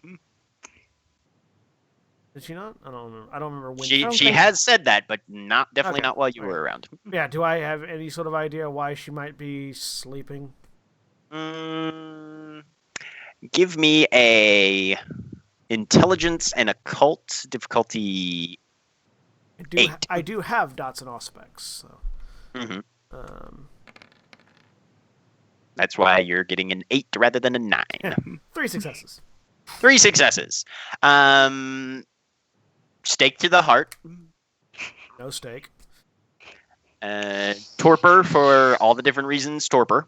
Pretty certain she's good about drinking, and there's blood. Yeah, on her face, so right. There are far more reasons for vampire. I mean, vampires can willingly enter torpor as well. Yeah, it's not always just as a result of starvation or injury. Yeah. I wish Isla had known that before she deliberately starved herself into torpor. That was not pleasant. Yep. You've had some level of knowledge of. I mean, you've heard of vampires who are able to sort of walk their consciousness outside of their body. You have no idea if Naomi is nearly capable enough for that, but you've heard of it, so maybe. She has talked about having very prophetic dreams, though. She has. Maybe she's dreaming, I say out loud to the room. Yeah, I think it does seem likely that she's having some kind of, one of her mystical things, and she seems healthy. Lysander got her to eat, even, so I think we should just wait it out. She might be doing something mystical. I'm sure she'll be maybe fine. Hopefully. Yeah. In the meantime. Probably. Lysander, have you heard anything back from our watchers on the lake? Nothing so far. Everything seems to be going fine. They're taking shifts. So I'm still thinking about going down there just to check up on everything, make sure everything is all right. It probably wouldn't be a bad idea for us to go down and check ourselves, but we do have to Isla and Alexander, who are in the room. We have informed Jimmy of the fact that we found another murder scene in the hospital. So he's busy this evening, but may be able to speak with us sometime to confirm this information and see what we should do next. Until then, our only other lead is the lake, so let's go take a look. All right. I'll head downstairs to the car. Yeah, I'm heading down to my car. Make sure if she wakes up. Wouldn't be Alexander will volunteer for that. Okay. Yes. That seems fine. Will we all fit in your car? Yes. How big okay. It does have enough space. It I wasn't sure how many seats there were. I'll take my car. It's got like a bench back seat plus the plus the driver and passenger, so you can fit 5 people in there. All right, cool. Shotgun. All right. So yeah, you guys run down to the vehicle. Gabriel pulls out of the garage, and you head north to Green Lake. Oh, Lysander's going in his car. Yeah. Lysander's going in his own car? All right. There's been so much Velma, driving. you've got an entire back seat all by Yes! yourself. Okay. I definitely don't put my seatbelt on, and I just lay in the entire back. Good. That's good. I can't see her in the rearview mirror. Then that's great. Yeah. Is the roof down? No. No. Okay. No. But yeah, you drive north. Lysander following in his own vehicle, headed towards the parking lot there near the public theater that exists on sort of the northwest shore of the lake. And as you approach, that same van that you saw last time is still there. The headlights are off, and as you park fairly close by, a couple spaces down, you see a window roll down, and an individual turn their head and look over. All right. Yeah, Lysander parks, and he's just going to step out of the vehicle to head over to the van. They've only met. Who's that?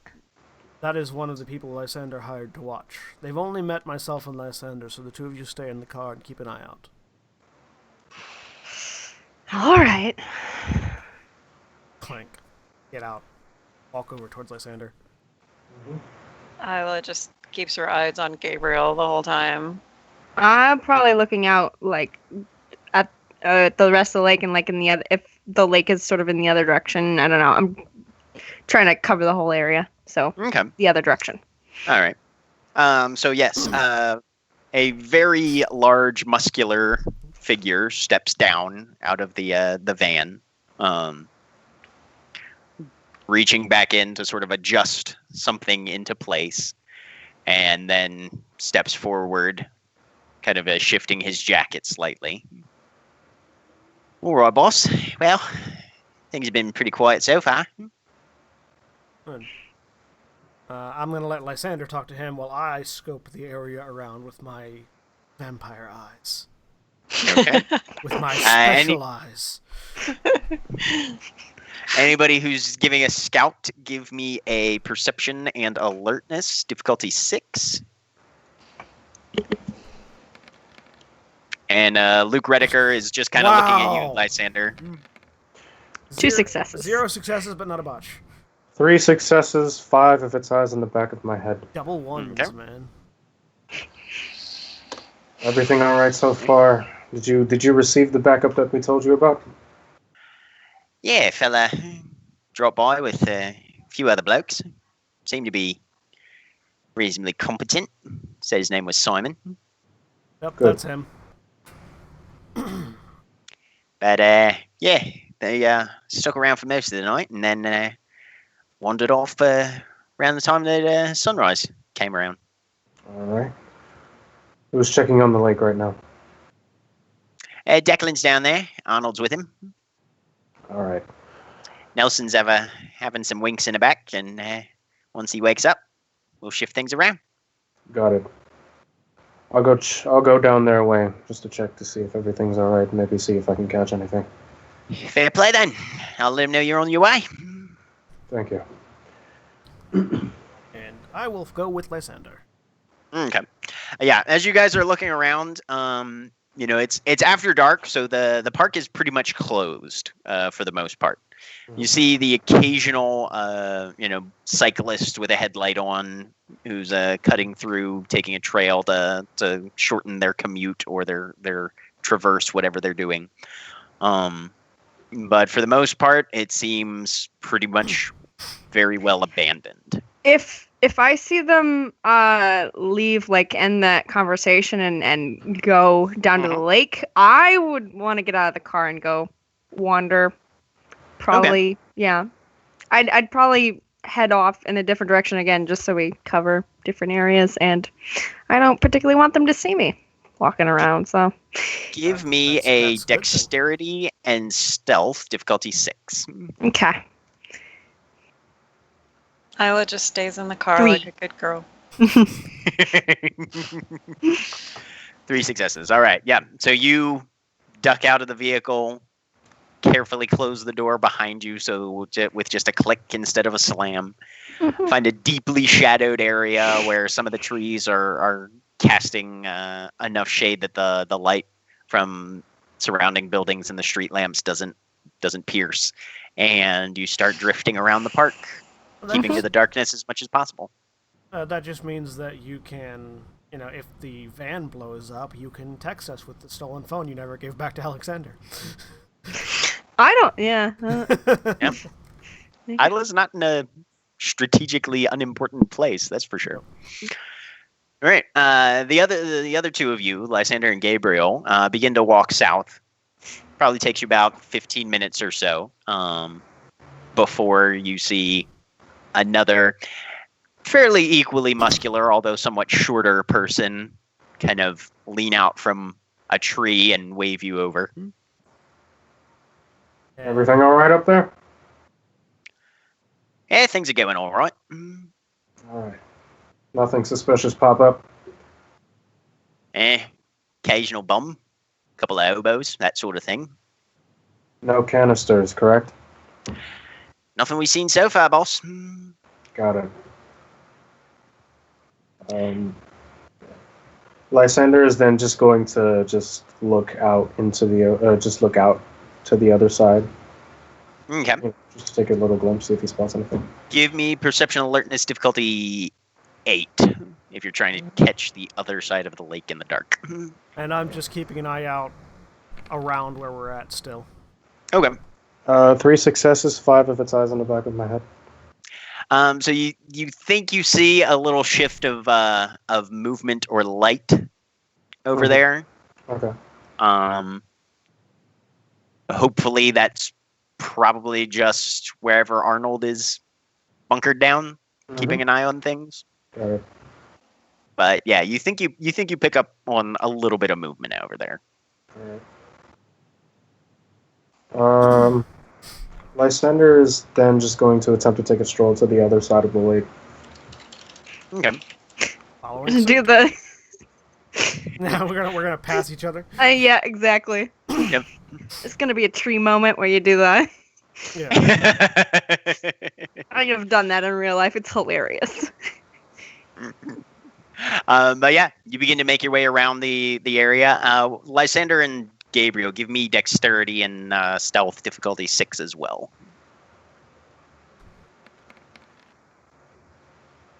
Wow. Not a botch, but 0 successes. 2 successes. Okay. Twice So yeah, in a Lysander, row, no botch, 0 you're keeping off the main road. Gabriel's pretty much just got his hands in his pockets and is just walking down the main path. Scanning from side to side, making sure he doesn't miss anything as best he can. Yeah, I'm not wearing military gear or having canisters, so I'm not afraid they're going to shoot me. Sure. Oh, Lysander from like the back is going. He's just gonna start singing. I'm singing in the rain. He's gonna keep going. I'm singing in the. God damn it, Lysander! Stuck in my head. You guys walk for probably about another 5 minutes or so, and to find Arnold sort of hunkered down behind a bush, crouched down, and sees you come over, gives you a little bit of a jaunty wave. All right. Coming to give us a little bit of a check on then, are we? Yeah, making sure everything's all right. There's been a bit of movement around, but nothing particularly worrisome so far. All right. Any kind of movement that you've been seeing coming from a specific place where you've seen the most movement, maybe? A little bit on the eastern shore there. People seem to wander in a fair bit from the street. Not too much of the green space, but it's not much of a barrier either. Sort of intersections coming off a woodlawn there. All right. You do notice as well, Lysander, that he is not at the place where you think you saw that little bit of light and movement on the other shore. He's fairly well removed from that. Okay. I'm just going to say, just give me 1 minute. I need to go check something, and then I'm going to go check to see where that light came from.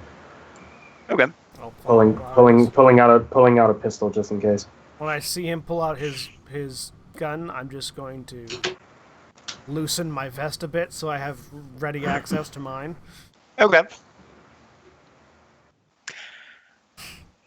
Arnold just kind of gives you a nod and give me a perception and investigation, Lysander, difficulty 7. Do I need to roll anything? If you're going with, you can make the same. Reduced as needed. Nice. 4 successes. Nice. 4 successes. Okay. So you guys shift over that direction, keeping your eyes open, trying to check, and with Lysander's help, you're able to sort of pinpoint the area where the movement had been seen previously. There's nobody there when you arrive. However, there's definitely some disturbed soil and something that looks like a female's boot prints.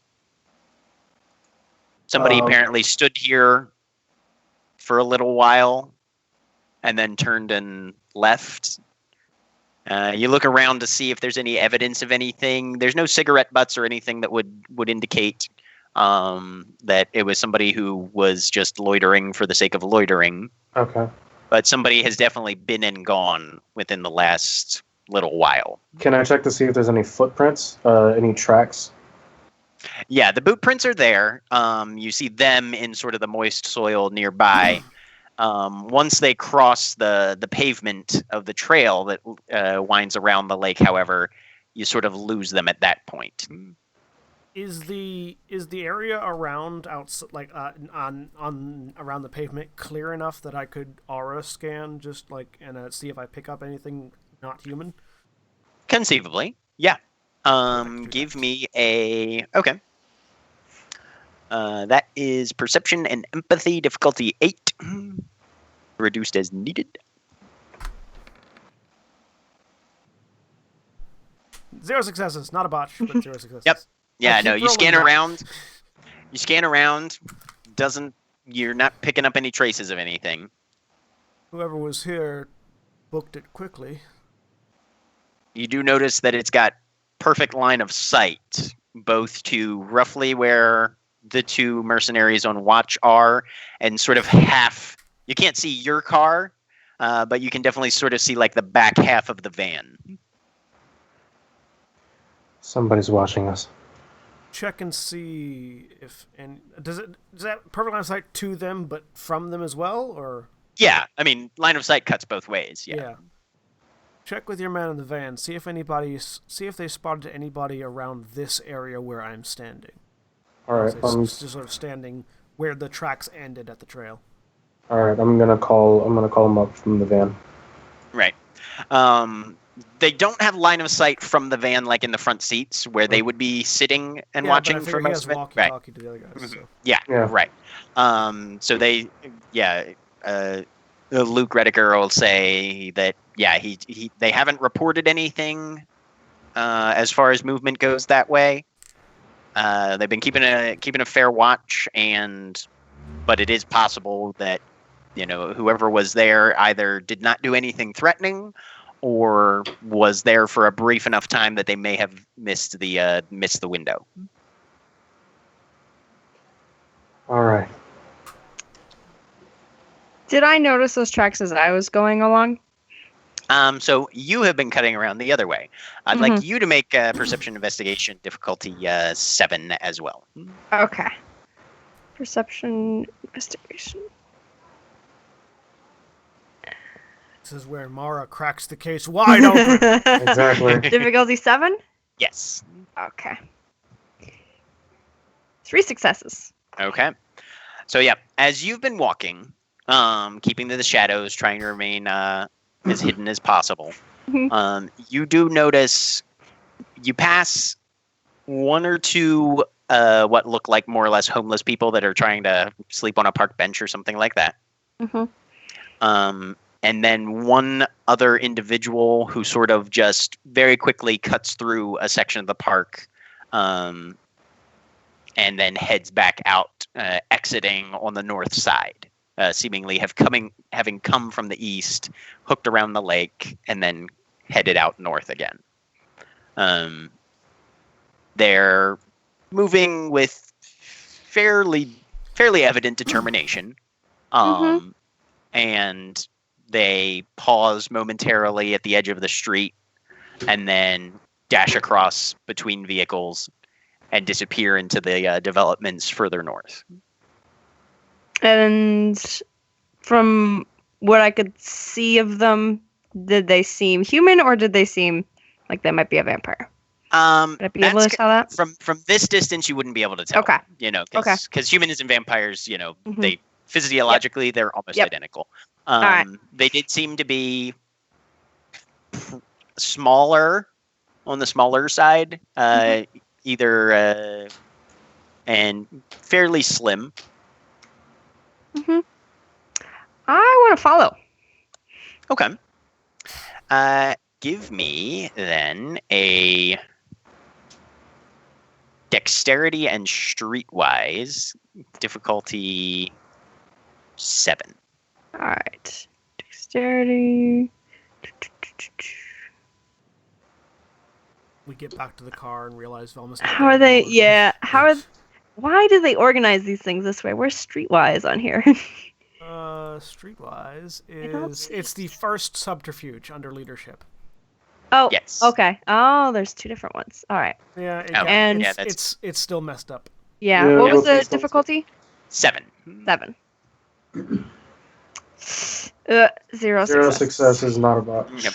Yeah. So you kind of try and hobble your way, but you have to, without anything particular to conceal yourself, you're having to take very good care to stay out of sight in order to not be, hey, there's a monster person wandering around Seattle. Yes. Which is something that you have beaten into yourself to make sure that you avoid at all costs, right? Yeah. Yep. And by the time you get across the street, you've lost them. I retraced my steps. Did Okay. they leave any? They didn't leave anything behind that I could find. I'm basically, what I'm thinking is, I want to send something after them, and I need to have a way to track them, like a smell or a. Oh, okay. Perception and survival difficulty. Difficulty 7 again. Okay. I was gonna say, while this is happening, Lysander's probably gonna put his gun back, and then he's going to hit a brother on the walkies, and just be like, keep a very close attention to that area. I'm going to go try and check out further, and then he's going to try and head towards the direction, try to get towards what side of the street. Probably go north from where that is. All right. With all the time that I've spent around other vampires and using my nose more than my eyes, is there a particular smell that differentiates humans from vampires? Or vampires from yes, humans? the lack thereof generally. Okay. All right, so that wouldn't help because I wouldn't smell Not anything. really. Yeah. Nope. Right. So Velma, as you're sort of trying to figure out what you would do, best thing that you can think of is go to a point where you're pretty sure this person was fairly recently, and then just get somebody there who can either track by scent or something and say, somebody was just here. Can you follow them? Yep. Okay. So then I immediately am gonna do a call for birds. I want birds. Okay. Birds. Fast. I want to go back to the spot we knew they were at, and see if I can catch any sort of smell that might be something I can track. All right. Because I am apparently a wolfhound. Velma, give me a manipulation and animal ken difficulty 8. Okay. 8, and I'm gonna spend a willpower on that. Oh, okay. So you'll get an auto success plus whatever you find. Gabriel, give me a perception and survival difficulty 8 as well. Right, and I'm gonna spend an auto success on that as well. Okay. 3 successes. So yeah, Velma, you kind of toss your head back and give this call to the night sky. And I whistle. I can't whistle, but Velma whistles. All right. There you go. Three Thank you. successes. Okay. And as you give out this call to just any of the birds in the area that might respond, very little happens. There's hardly any activity at first. And then, as you're thinking about it, most birds are diurnal. They don't come out at night. They're all asleep. And you're sort of kicking yourself mentally for that when you just barely behind you hear the faint scrape of something on a branch, and you turn and you hear a Yes. and there is a fairly large, as owls go, reasonably sized, very pale, with bar-like coloration on its wings. Owls are And it's really just- big birds. They are. Down Yeah. at you, kind of doing that head thing. I do it back and then say there was something here. Can you smell it? Something like Yes. No, I need you to find it. that is strange. I will. And the And owl, then- with just whisper quiet wings, spreads its plumage and jumps off the branch, cresting and diving and beginning to glide once it's in about 6 inches of your head, and then just drifts off north like a ghost. All right. I settle down at the nearest bench and begin texting. Okay. Would Lysander notice the owl if he would? No, you guys are too far away. You're on the eastern Yeah. shore, she's on the north. Okay.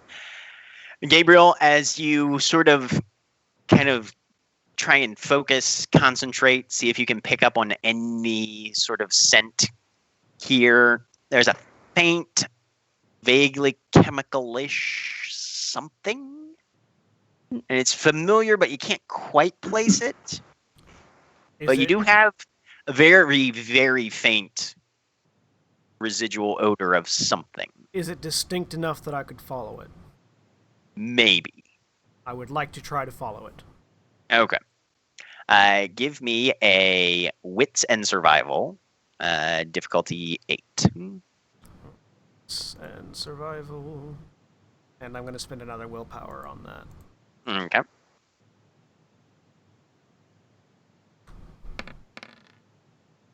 Four successes. Nice. All right. I have 1 dot in survival and 5 dots in wits.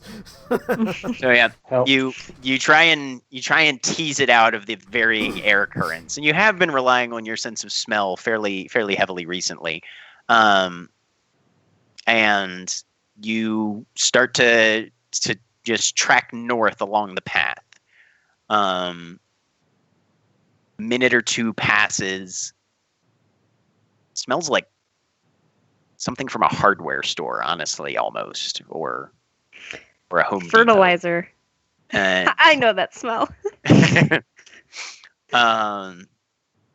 something that sort of has that, home project sort of aura to it, but you're trying to place it still, and you track the path north as you come around a corner and see Velma there, off to one side, crouched in the shadow of a tree, eyes sort of fixed to the north as well.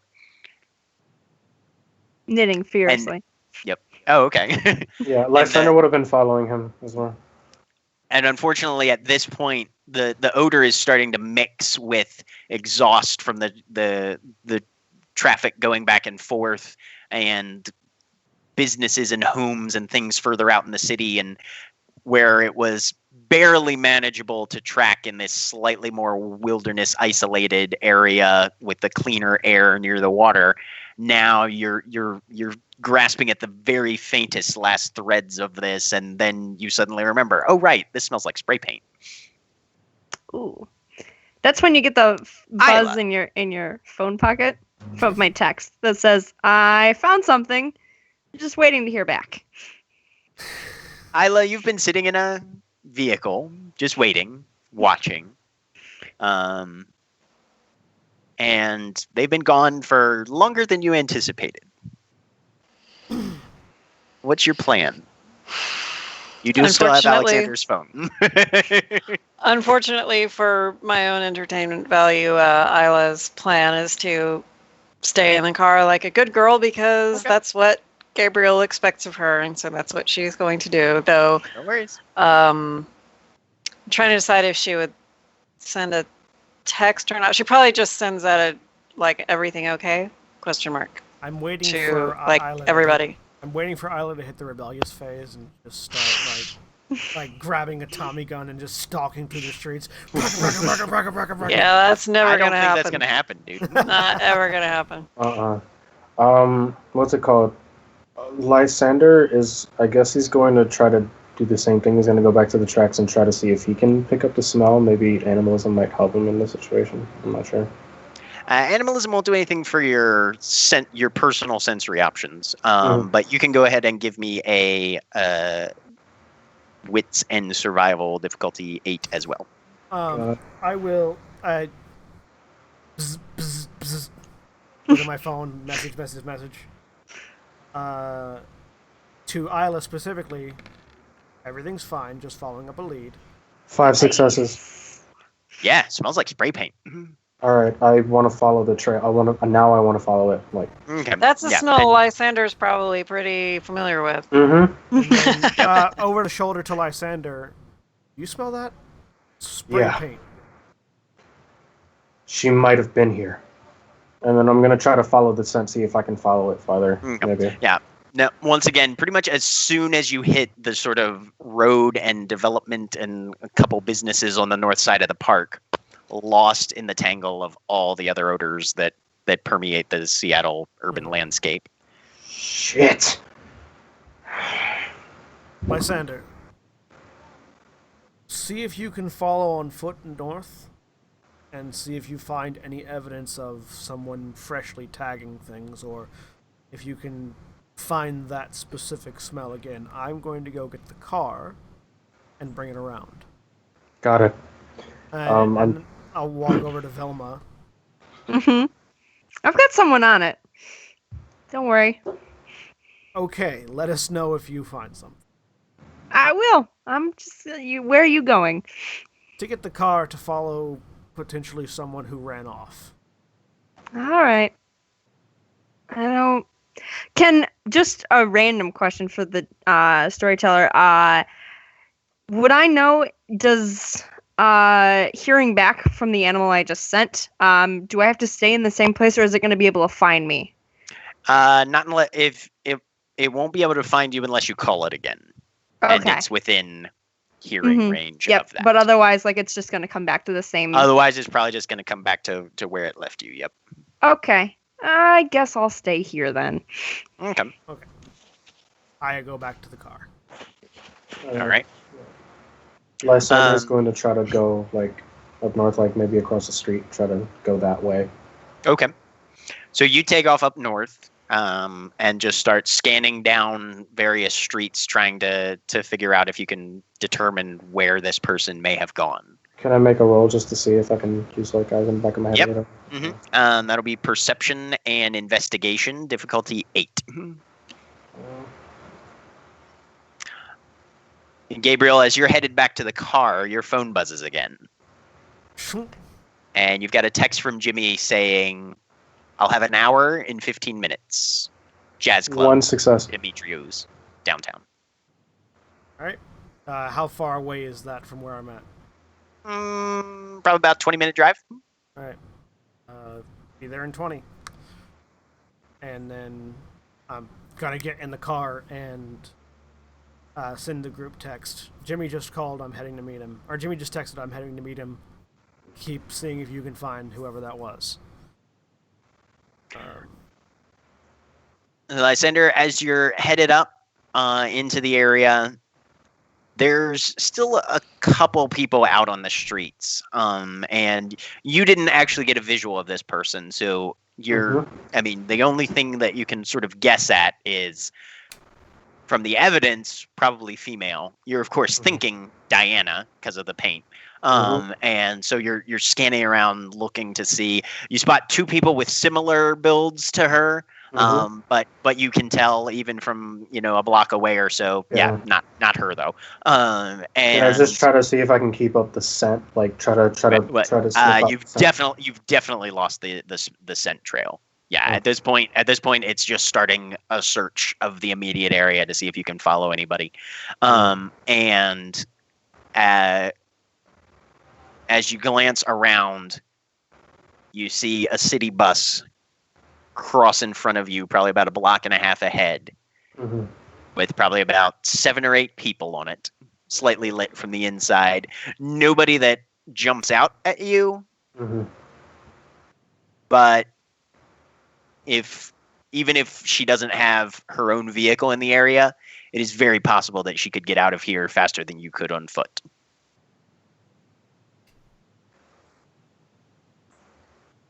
But there's that drive inside you, that sort of burn of I need to find this person. I'm gonna book after the bus.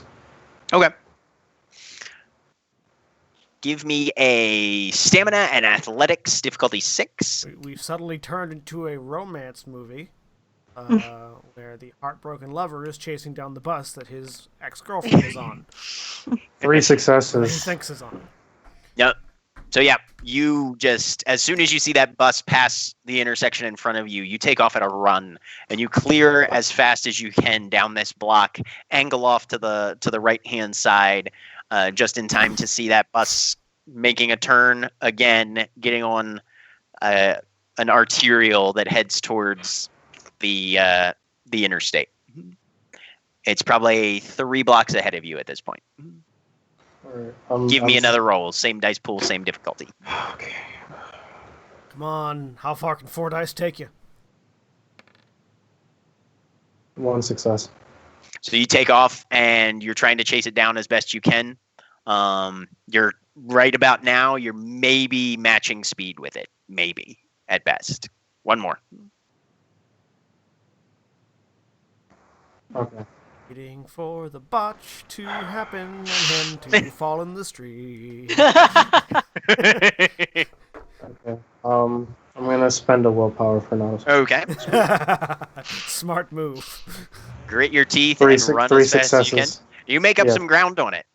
You push yourself. You feel that supernaturally concentrated blood flow through your musculature, and you just bolt. You're on a straightaway now, so you're not having to stop to take turns or anything, and you close a little bit of distance. It's probably about 2 blocks ahead of you now. All right. You've got 2 more rolls before this thing hits the interstate. Give me another one. 3 successes. Okay. Yep. So yeah, close another block. Right now, it doesn't have any windows in the back, so you're straining to just keep up with this thing, still not knowing if she's on this bus or not. 1 more roll. You need 3 successes again. 2 successes. Oh.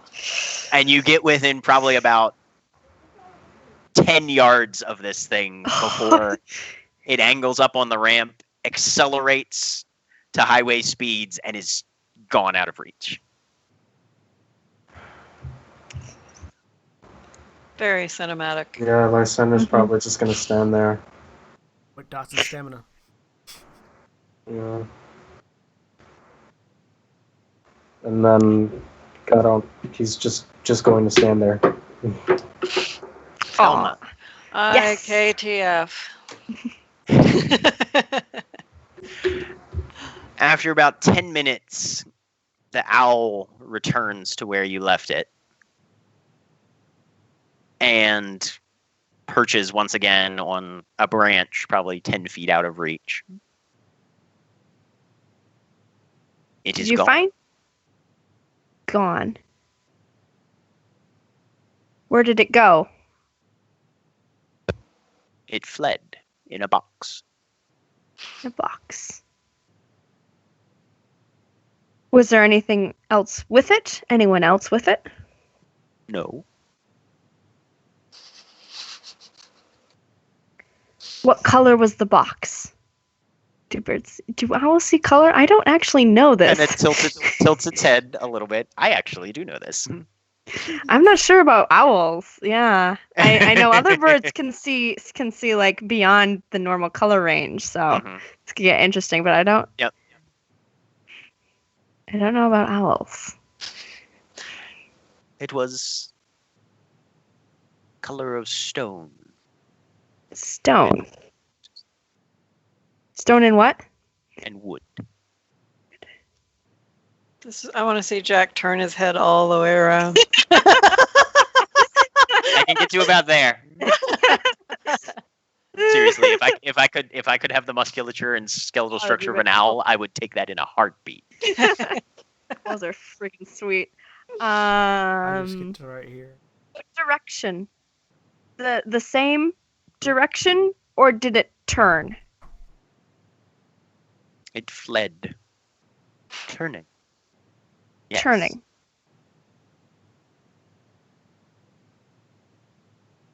Turning this way? Turning that way? Many turns. Before it was gone.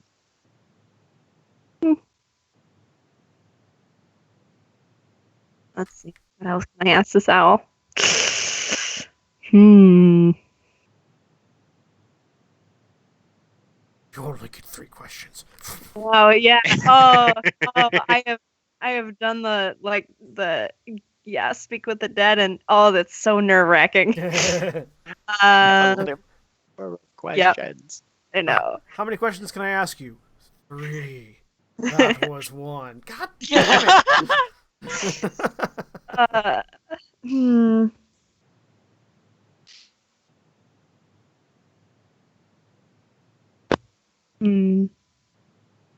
Fun in a box. Dang it. Lysander probably at this point would try to be looking for like bus stops to see if he can try to figure out where the bus was headed. Oh, okay. Sounds good. And then I'm just fine for you. heading to the place Jimmy mentioned and explaining to Isla what's going on. How far did you follow the box? Did you follow it out to trees? As far as trees? There were no trees. There were no the trees. dens. There were what? The dens that you live in. The dens. Okay. All right. Houses.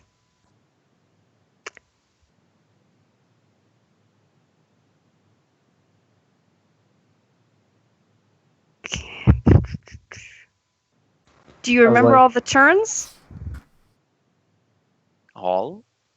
Many. Most. Can you lead me there? Yes. I put out my arm for it. Okay. Roll me your stamina, difficulty 6. Okay. As it rips your arm off. Yeah. Has Lysander found anything? Too bad she doesn't have any of those mice still. As you know, all incentive. Oh, That's a you good are way. Heartless. That's a good way. Amazing. That's a good way to get an owl bloodbound to you, though. Yeah. Difficulty 6, right? Difficulty 6. Yeah. Have it eat your ghoul mice. Dang it. All right. So you take 1 lethal health level of damage as these probably 1.5 inch almost long talons just sink deep into your flesh. I don't have nerves though, so. Right, but you still feel pain. It's weird. Okay. Magic. Oh wait, lethal is just the slash, right? Yeah. You need to figure No, it out. lethal is the X. Lethal's the Bashing X. is the slash. Yep. Got it. Cool. Bashing All right. slash lethal X aggravated star or dash. Okay. Do that. And it begins to lead you out into the area. Lysander, I'm you are able to find some nearby bus stops. It'll give me a intelligence and streetwise difficulty 6. as Gabriel and Isla are headed south. I'm hoping that I can cut like 5 minutes off the drive time. The Streetwise is the first subterfuge, right? Yes, it is. Got it.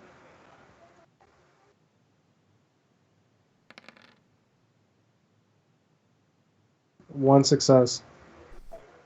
Right. Yeah, you are able to find what you think is the bus route, and it's headed south. There's a number of stops. It will cross the cut past the Lake Union area and end up somewhere probably in Capitol Hill, Stevens area. There's a few changes where routes can be shifted along, though. So, we'll see what happens.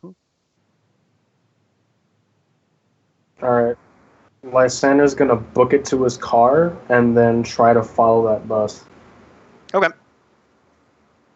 He's going to walk up Predator. He's going to be like, I'm gonna go try to follow something. Stay here and let me know if anything happens. All right. So you're following, and the owl, as you walk with it, give me a dexterity and stealth difficulty 7. Okay. Definitely a little more obvious than your normal self. Oh yeah. Dexterity and stealth.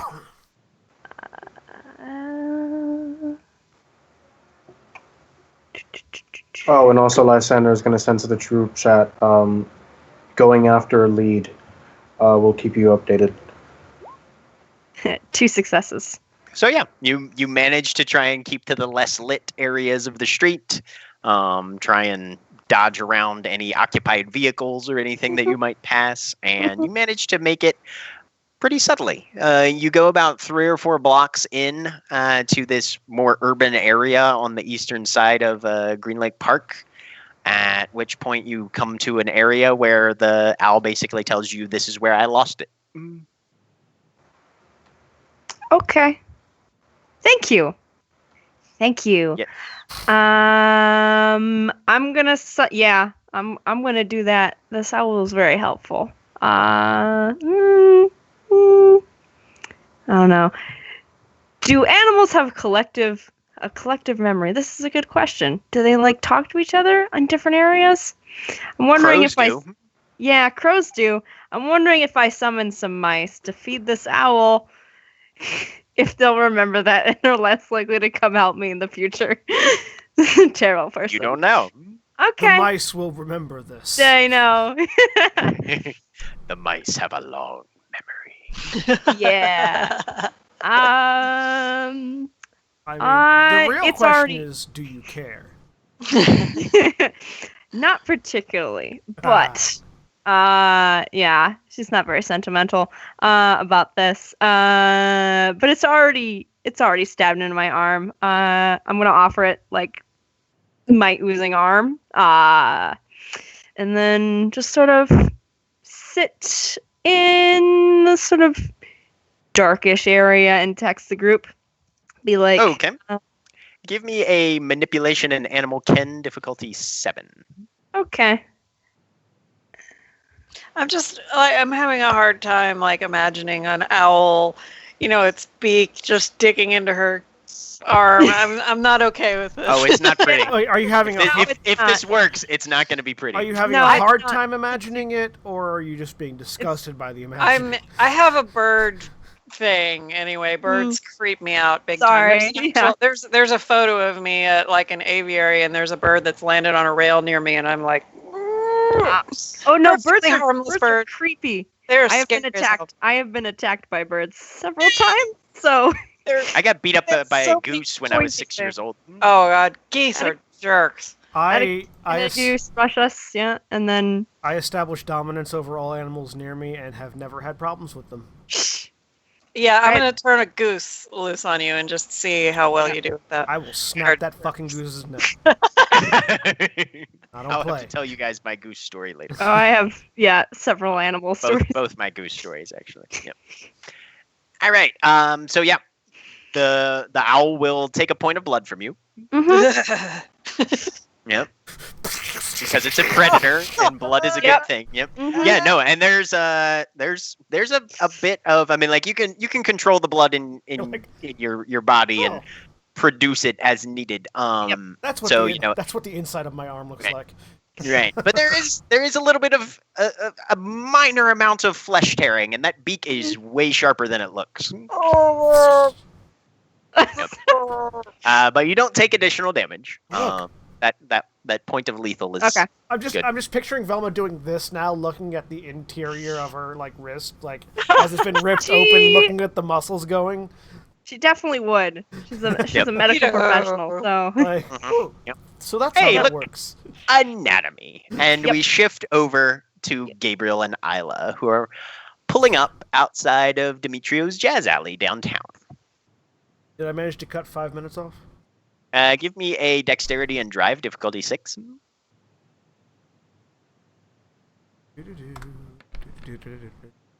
One success. Yes, you did. No, you are in a police chase now. No. Oh no. T-bone in an intersection at the worst. But yeah, so you guys pull up outside. There's lights on.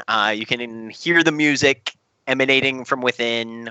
There's definitely seems to be a popular, highly artistic and decent quality of music venue. It's a jazz place, so no valet. This is correct. Yeah, I park. Street parking. Yeah. Deal with it. Click. Right. Get out of the car, offer my arm to Isla. Isla takes his arm as usual. And in we go. All right. Admission isn't too expensive. You managed to get that taken care of fairly quickly. Are you just going to go on a wander? Or are you going to see if anybody knows him? Or let's see if I can see him first. So as you enter the room, give me a perception and alertness, difficulty 7, reduced as needed. I feel like I can't use auspex here without deafening myself. It's they're in a highly active set, yeah. Vaguely Louis Armstrong inspired sort of 7.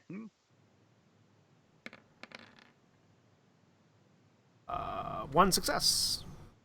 Okay. You're scanning through. The place is packed. It is full.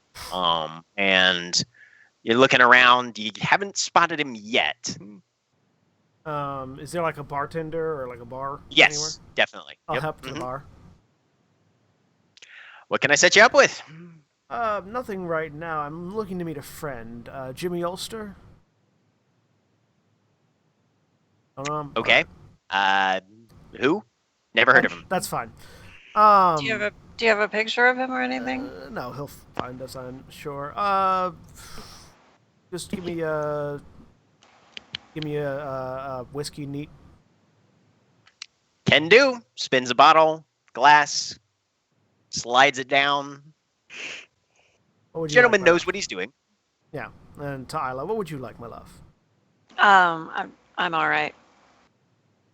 And I will spend a blood point so that I can drink this. Okay. Without instantly vomiting it up. And text Jimmy, I'm here. And you send that off. About 7 seconds after that, there's an open palm slap on the bar. So, Jerry, taking care of the friends, are we? And Jimmy has appeared from behind you, apparently already having seen and been on his way. Jerry, the bartender, turns. Oh, so these are your friends, Lawrence? Yeah, no, they were asking for you meeting a group of people because who was it you were asking there's for? There's a couple of other people here. That'll be okay, but yeah, no. Lawrence. He gives you a nod, Gerald. Hello, Lawrence. Says Isla. You know, who the hell am I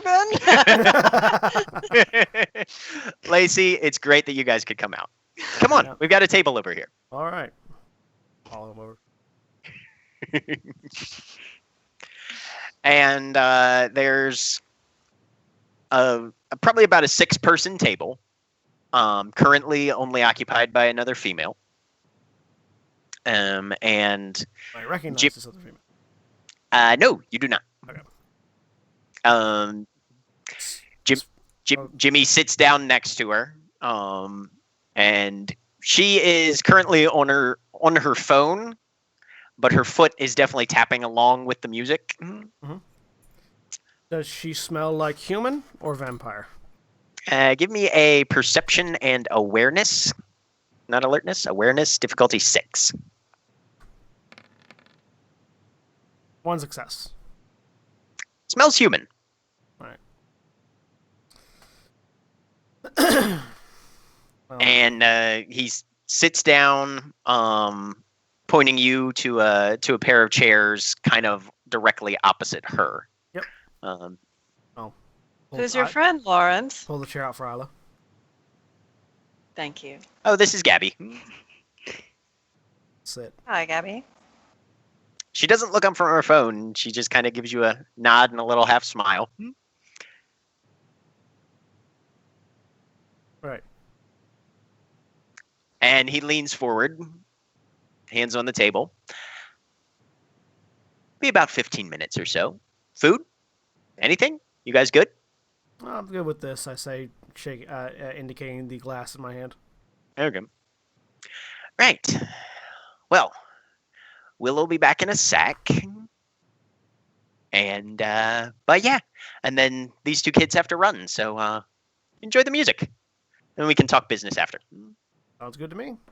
I will pour back the drink.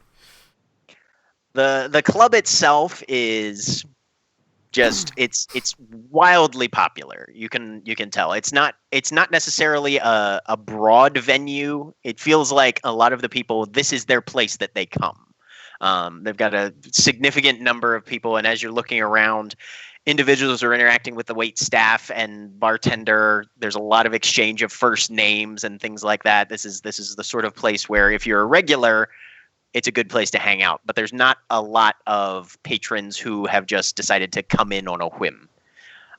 So it's an interesting atmosphere as things go, and definitely puts you in mind of sort of the traditional sort of reputation that a jazz club would have back in its heyday.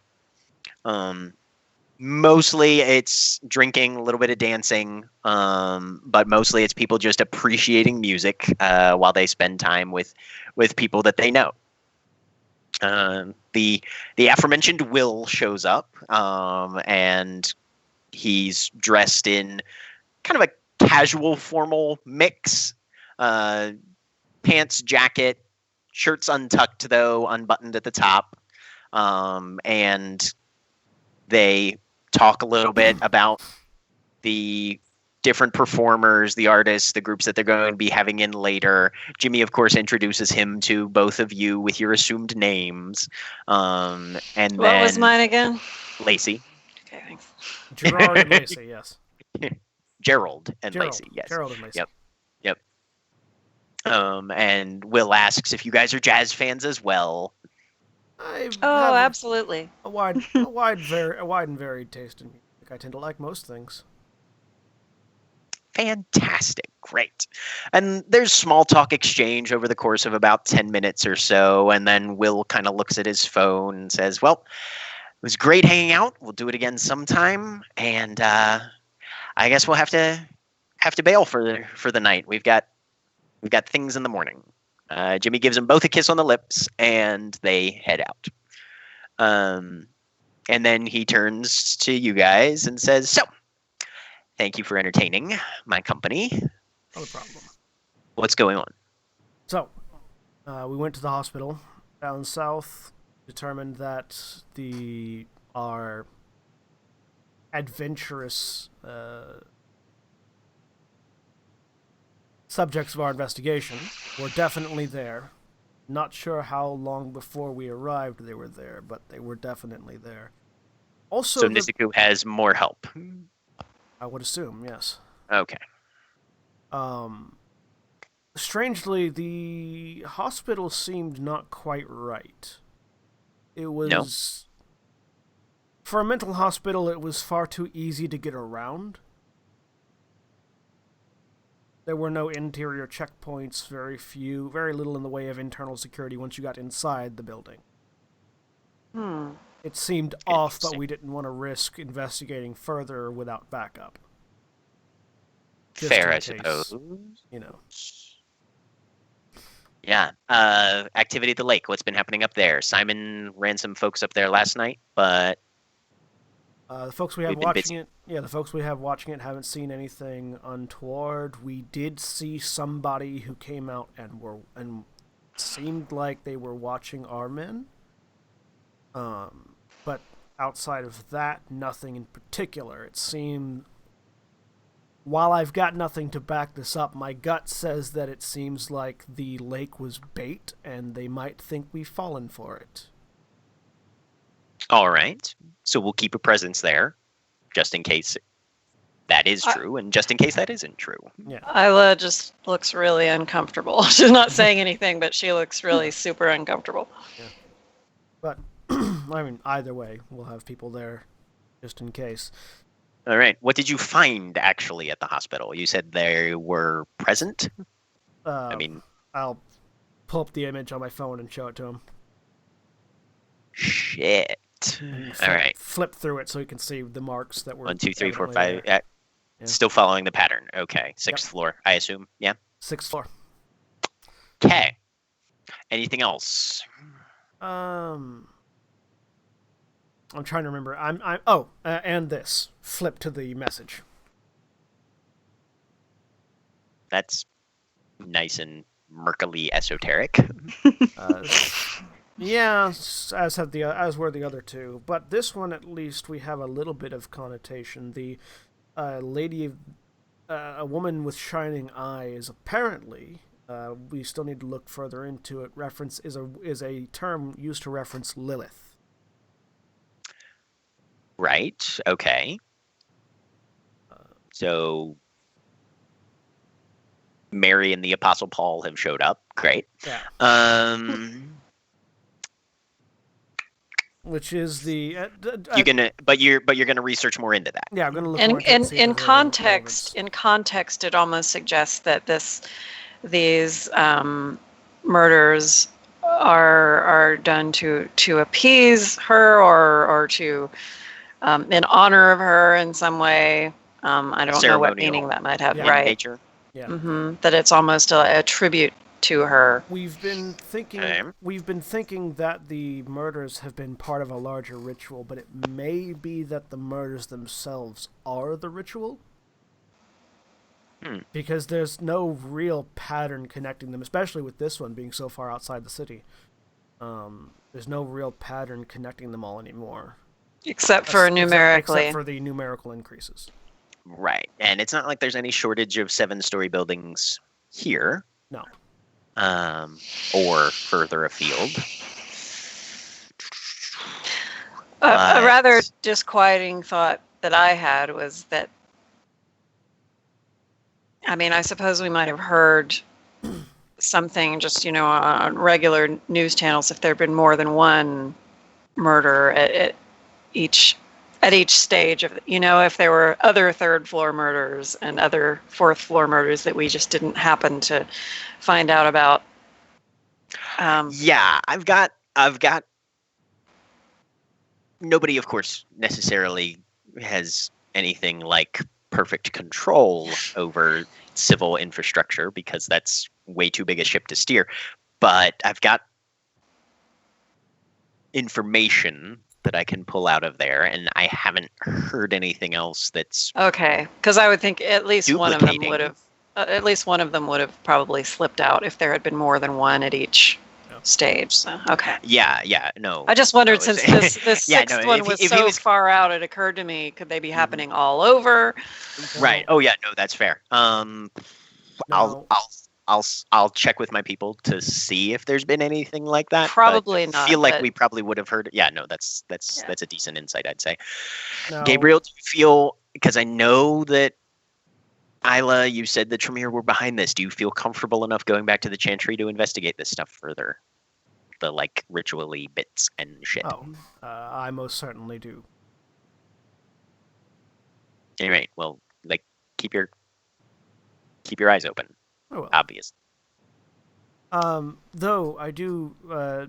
Speaking of the previous incidents, we have eliminated the people that they were formerly using to commit these murders. So, if we had resources to spare that could look further into that hospital, it may have been someone a bit closer to Nisaku that actually did that one. You mean since we've eliminated his main ground operatives, Yes. he's having to do things closer to home? Potentially. We eliminated the people who committed the 5th floor murders or the fourth? The former scourges that were under his command. Right, it you the- guys. That's who we that was ran the fifth that's who floor, you guys right? ran into on the 5th Yeah. floor. Yeah. I have no doubt that Nisaku probably has an entire army of people He may at his disposal. he may have many people at his disposal. However, the ones that he was using primarily have been disposed of, and whether or not he has any others that are equally capable outside of his inner circle, we can't assume he does or doesn't. It's worth investigating. What for are more you information. basing your on what data are you basing your assumption that the ones we eliminated were his primary go-to people and not just one of many throwaway I mean, minions? the fact that they're the only ones we found. It's not a good basis for an assumption, no, but it's the only one we have. I prefer not to make assumptions when we don't have the data, but No. If we don't make any assumptions, then we're never going to get anywhere. I suppose. Please tell me that the hospital is only 6 stories tall. No, it's 8. No.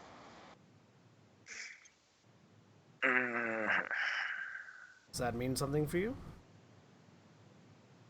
Well, given that, I mean, I assume you did not dispose of the bodies No, that we you found, did not. We didn't have a lot of time. and I assume you got out of there leaving as little evidence of your presence as possible. Yes? So they might just keep killing down there if they can make it work. Better there than here. Potentially, yes. Well, I'm better there than here if... No, really not better there than here. Here we actually have like a home court advantage and can maybe control or forestall whatever this thing is. If things are being carried on and brought to completion further out than Seattle, we are at a severe disadvantage in trying to stop this from... Well, we already know they're carrying on at a distance from Seattle. I mean, that's Right, what we that's just what I'm- discovered. Yeah. Right, So I know, that's what I'm saying. Oh, That ship has Okay. already sailed. We're no longer in control. Though, Alright. it is worth noting that they haven't repeated the same location previously. I don't know if that's a restriction or not, but... Yeah, they haven't used the same building And before. other buildings have had more stories than the number that they limited themselves to. Yes, but those have also all very obviously been discovered. That's fair. If they don't think this one has been, then they might be able to continue. But I'm But that spitballing at this means point. that for the first time, We may know we where might they're have an gonna be. idea of where they're headed next. Okay. Well, do your research. Call me with what you find, and I will see about getting Cunningham on board to get you some backup if we can. Sounds good. And if for some reason, sorry, what's the name of the island? The part of the island that the Chantry's on? Mercer Island? Yeah. And if for some reason Mercer Island bursts into flames, know that I did my best. I feel like if Mercer Island bursts into flames, that's kind of the definition of you doing your best. Fair enough. Right. And Now, I'm going to desperately try and enjoy these last couple songs. we'll get out of here. Thank you very much. Thank you for your help and enjoy your evening. Give me a call when you find things. We'll do. And that is where we're going to leave it for tonight. All right. Edging closer. We have been Final Show Films. We produce a wide variety of content every day of the week. You can check us out on our website at finalshowfilms.com. You also check us out on our Patreon page at patreon.com/fsfilms. If you'd like to support us financially, you can do so there. You can also do so here on Twitch. We are Twitch affiliates, so you can hit the subscribe button below if you want to give us a couple bucks a month that way, or give us some bits. We appreciate those too. We appreciate all of our patrons and all of our supporters everywhere, but especially our $25 tier supporters, Chris Comfort, Antitonic, and Cat Waterflame, without whom we wouldn't be able to do quite as much as what we're doing already. So thank you especially to them. Thank you to all of you for supporting us. Also, thank you to the folks over at 411mania.com. 411mania.com is a geek culture website that produces a wide variety of content related to geek culture interests, be it wrestling, MMA, gaming, music, entertainment of all kinds, and of course all of our podcasts as they get put up. So thank you to them for putting up with us over there. Thanks to you for watching. And we'll see you all next time. Hold on a second. Wait. Oh, yeah. We have a giveaway. There's one more thing. Oh, yeah. One more thing. A sort of a kind of a giveaway, and this is just for any of you who have been kind enough to stick around this long and are still here listening and watching. As some of you know, I'm an urban fantasy author. I have a couple of novels out with Simon & Schuster. And they just re-released the first one in a lovely matching cover. So what I want to do is, if any of you are interested in urban fantasy and have been thinking about pre-ordering my third book, Imposter Syndrome, which is coming out in about 8 months, for the first person from this audience, this is only open to you guys, the first person who pre-orders Imposter Syndrome, I'm going to send signed copies of the first 2 books, matching signed paperbacks of the first one and the second one to you. So there's my name and the weird spelling. You can Google that, look up Imposter Syndrome and pre-order, and you can contact me either, through John or however. And the first person who pre-orders book 3 I will mail you free of charge, no shipping or anything, 2 real paperbacks, really signed, all that. So if you're into urban fantasy, definitely check it out. It's been getting good buzz and everything.